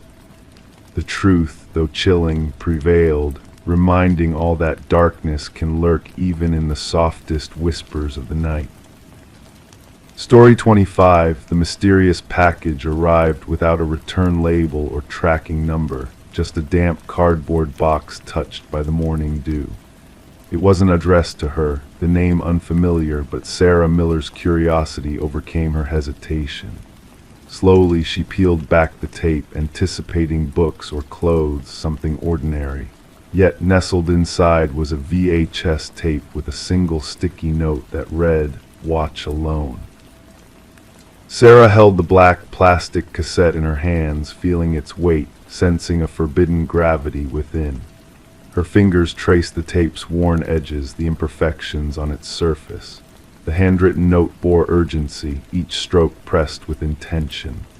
Meanwhile, the suburban neighborhood hummed with its usual rhythm, a distant dog's bark, children's laughter, the drone of a lawnmower painting the morning air. Bringing the package inside, doubt clouded Sarah's mind as she examined the unfamiliar name, Daniel Whitaker. 4 years in the house, yet she had never heard of him. The previous occupants, the Johnsons, had left no trace of someone by that name. Despite her unease, the tape beckoned a mystery wrapped in darkness. Against her instincts, Sarah inserted the tape into her old VCR. Static danced on the screen before sharpening into focus a dimly lit room, a man seated in shadow. "My name is Daniel Whitaker," his voice steady, revealing weariness in his eyes. "If you're watching this, someone found you, they'll find me too." His story unfolded, denying the accusations of murder, exposing a web of deception that ensnared him. Detective Eliza Ramirez faced a puzzle as she studied the VHS tapes, each bearing Whitaker's plea. The case of Catherine Walsh's murder seemed straightforward until these tapes emerged, casting shadows of doubt on the official narrative. Ramirez delved deeper, uncovering Walsh's involvement in a whistleblower case against PharmaCorp, a pharmaceutical giant with dark secrets. As the investigation twisted, Sarah received a second package documents that validated Walsh's claims, exposing the corruption within PharmaCorp. Ramirez connected the dots, tracing Whitaker's path of discovery. He had stumbled upon the truth, unwittingly becoming a pawn in a game of power and deceit. The breakthrough came when Sarah noticed a crucial detail in the tape, a reflection that led them to a storage unit holding the key to the conspiracy. Justice unfolded quietly, through meticulous evidence gathering that shattered the lies crafted by those in power. Executives fell, the truth prevailed, and Daniel Whitaker emerged from the shadows, a changed man. Standing on Sarah's porch, he shared a moment of quiet reflection with her. "The algorithm chose you," he explained, the weight of their shared experience hanging between them. In the end, the wrong address had led to the right person, unraveling a tale of justice and manipulation. The VHS tapes, now evidence of a hidden truth, served as a reminder that sometimes the most unexpected packages carry the answers we seek, waiting for those brave enough to uncover them. Story 26, the hotel appeared worn, a relic of a bygone era, a place transient guests passed through with haste. The receptionist handed her the key with a cryptic glance. "Just avoid the final door on the left," he murmured mysteriously. Intrigue stirred within her. Later that evening, navigating the dimly illuminated corridor, she found herself standing before it. The doorknob felt icy to the touch. Superficially, the door resembled the others until she pressed her ear against it. From the other side, a presence exhaled. Detective Morgan Reed, weary-eyed, stooped under the yellow tape marking the crime scene entrance. The stench greeted her first sharp and tangy, a scent all too familiar. Blood had seeped into the threadbare carpet, melding with its murky design. The room told conflicting tales, a spotless bathroom, an undisturbed bed, and amidst them the ghastly sight. A young woman lay sprawled on the floor, her golden locks splayed like a halo, her lifeless gaze fixed on the ceiling, frozen in a silent scream. Reed knelt beside the victim, cautious not to disturb the evidence markers scattered around. Third one this year, the forensic expert stated impassively, photographing the scene meticulously. Same modus operandi as the previous cases. Reed nodded in silence. The victim adorned herself in elegant attire, a stark contrast to the shabby motel. A designer handbag lay open on the nightstand, contents untouched. This wasn't a crime of theft. Another motive drove the killer. The hotel manager lingered anxiously at the threshold, his complexion pallid. She checked in alone, paid in cash. I never imagined, his voice faltered. The maid discovered her during routine cleaning. Reed scrutinized the room anew. No signs of forced entry. No defensive wounds on the victim. She had willingly allowed her assailant in, or perhaps already knew them. Back at the precinct, Reed pinned up photographs on the board. 3 women resembling each other, found in rundown motels. Speculations arose in the press. Whispers of a serial predator circulated the town. The autopsy report is in, Detective Hayes announced, dropping a file on Reed's desk. Death by manual strangulation. No DNA under the victim's nails. No signs of sexual assault. Reed furrowed her brow. This wasn't a random attack. It bore a personal vendetta. Days merged into nights as the investigation escalated. Surveillance footage from the hotel revealed nothing of significance. The victim, identified as Elaine Werner, was a meticulous financial analyst with no apparent adversaries. Her acquaintances described her as cautious, thorough. Staying at such a place seemed out of character for her. A breakthrough emerged during Reed's conversation with Werner's sister. She mentioned a man she was involved with, the sister divulged, hands trembling around her cup. A colleague from work, she was secretive about it, hinted that he was married. Reed lined in. Did she mention a name? Just see, that's all she said. The focus shifted to Werner's workplace. Co-workers depicted her as reserved, professional. None were privy to her personal affairs. However, a business card hidden in Werner's desk calendar led Reed to Charles Emerson, the senior vice president. Emerson maintained a composed facade during questioning, concerned, cooperative, keeping a calculated distance. His alibi seemed airtight, a dinner with his spouse and another couple, yet something in his demeanor unsettled Reed. Did you have any personal relationship with Elaine Werner? Reed inquired casually. A fleeting expression crossed Emerson's face, imperceptible to most. Strictly professional. Later that week, partial fingerprints from Werner's bag were a match to Emerson. When confronted, his facade crumbled. We were involved, he confessed. But it was over. She threatened to expose me to my wife. Was that enough reason to kill her? Reed probed. Emerson's gaze hardened. I never set foot in that motel. Nevertheless, hotel records contradicted his claim. A credit card transaction for the adjoining room paid through a corporate card linked to Emerson's company. Upon searching that room, a concealed camera was uncovered in the shared vent. The evidence stacked against him. Fibers from Emerson's distinctive suit matched those found on Werner. His DNA lingered on a water glass in her room. Examination of his home computer unveiled recordings of the prior victims. A pattern emerged. Emerson targeted women resembling his spouse in her youth. He lured them to specific motels, always selecting the room adjacent to the last door on the left, equipped with surveillance apparatus. After recording their encounters, he returned to erase the evidence, the women themselves. In the interrogation room, Emerson's facade finally crumbled. They threatened to ruin everything, he whispered. My reputation, my marriage, my life. The trial unfolded swiftly yet dramatically.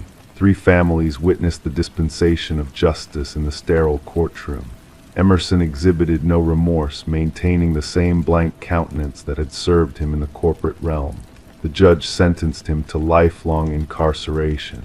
As officers escorted him away, Reed locked eyes with him. Fleetingly she glimpsed not humanity, but its void of deficiency where compassion should reside. The media dubbed it the door on the left case. Psychologists delved into Emerson's psyche.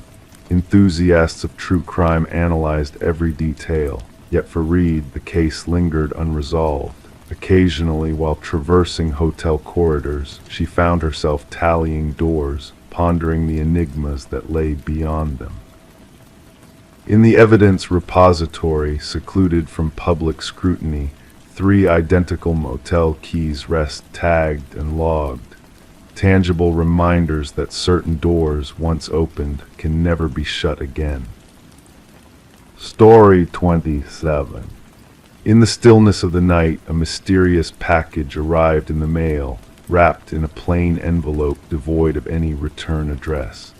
Within it lay a single brass key, bearing the marks of time's gentle caress. The homeowner, Sarah Miller, puzzled over its unfamiliarity, yet a strange sense of déjà vu lingered in her mind. As she tried the key in every lock within her home, a sense of foreboding grew within her.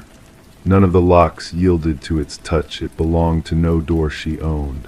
Perplexed, she placed the key on her coffee table, and in that moment the silence was shattered by the unexpected chiming of the old grandfather clock in the hallway, its sound echoing hollowly despite being long broken.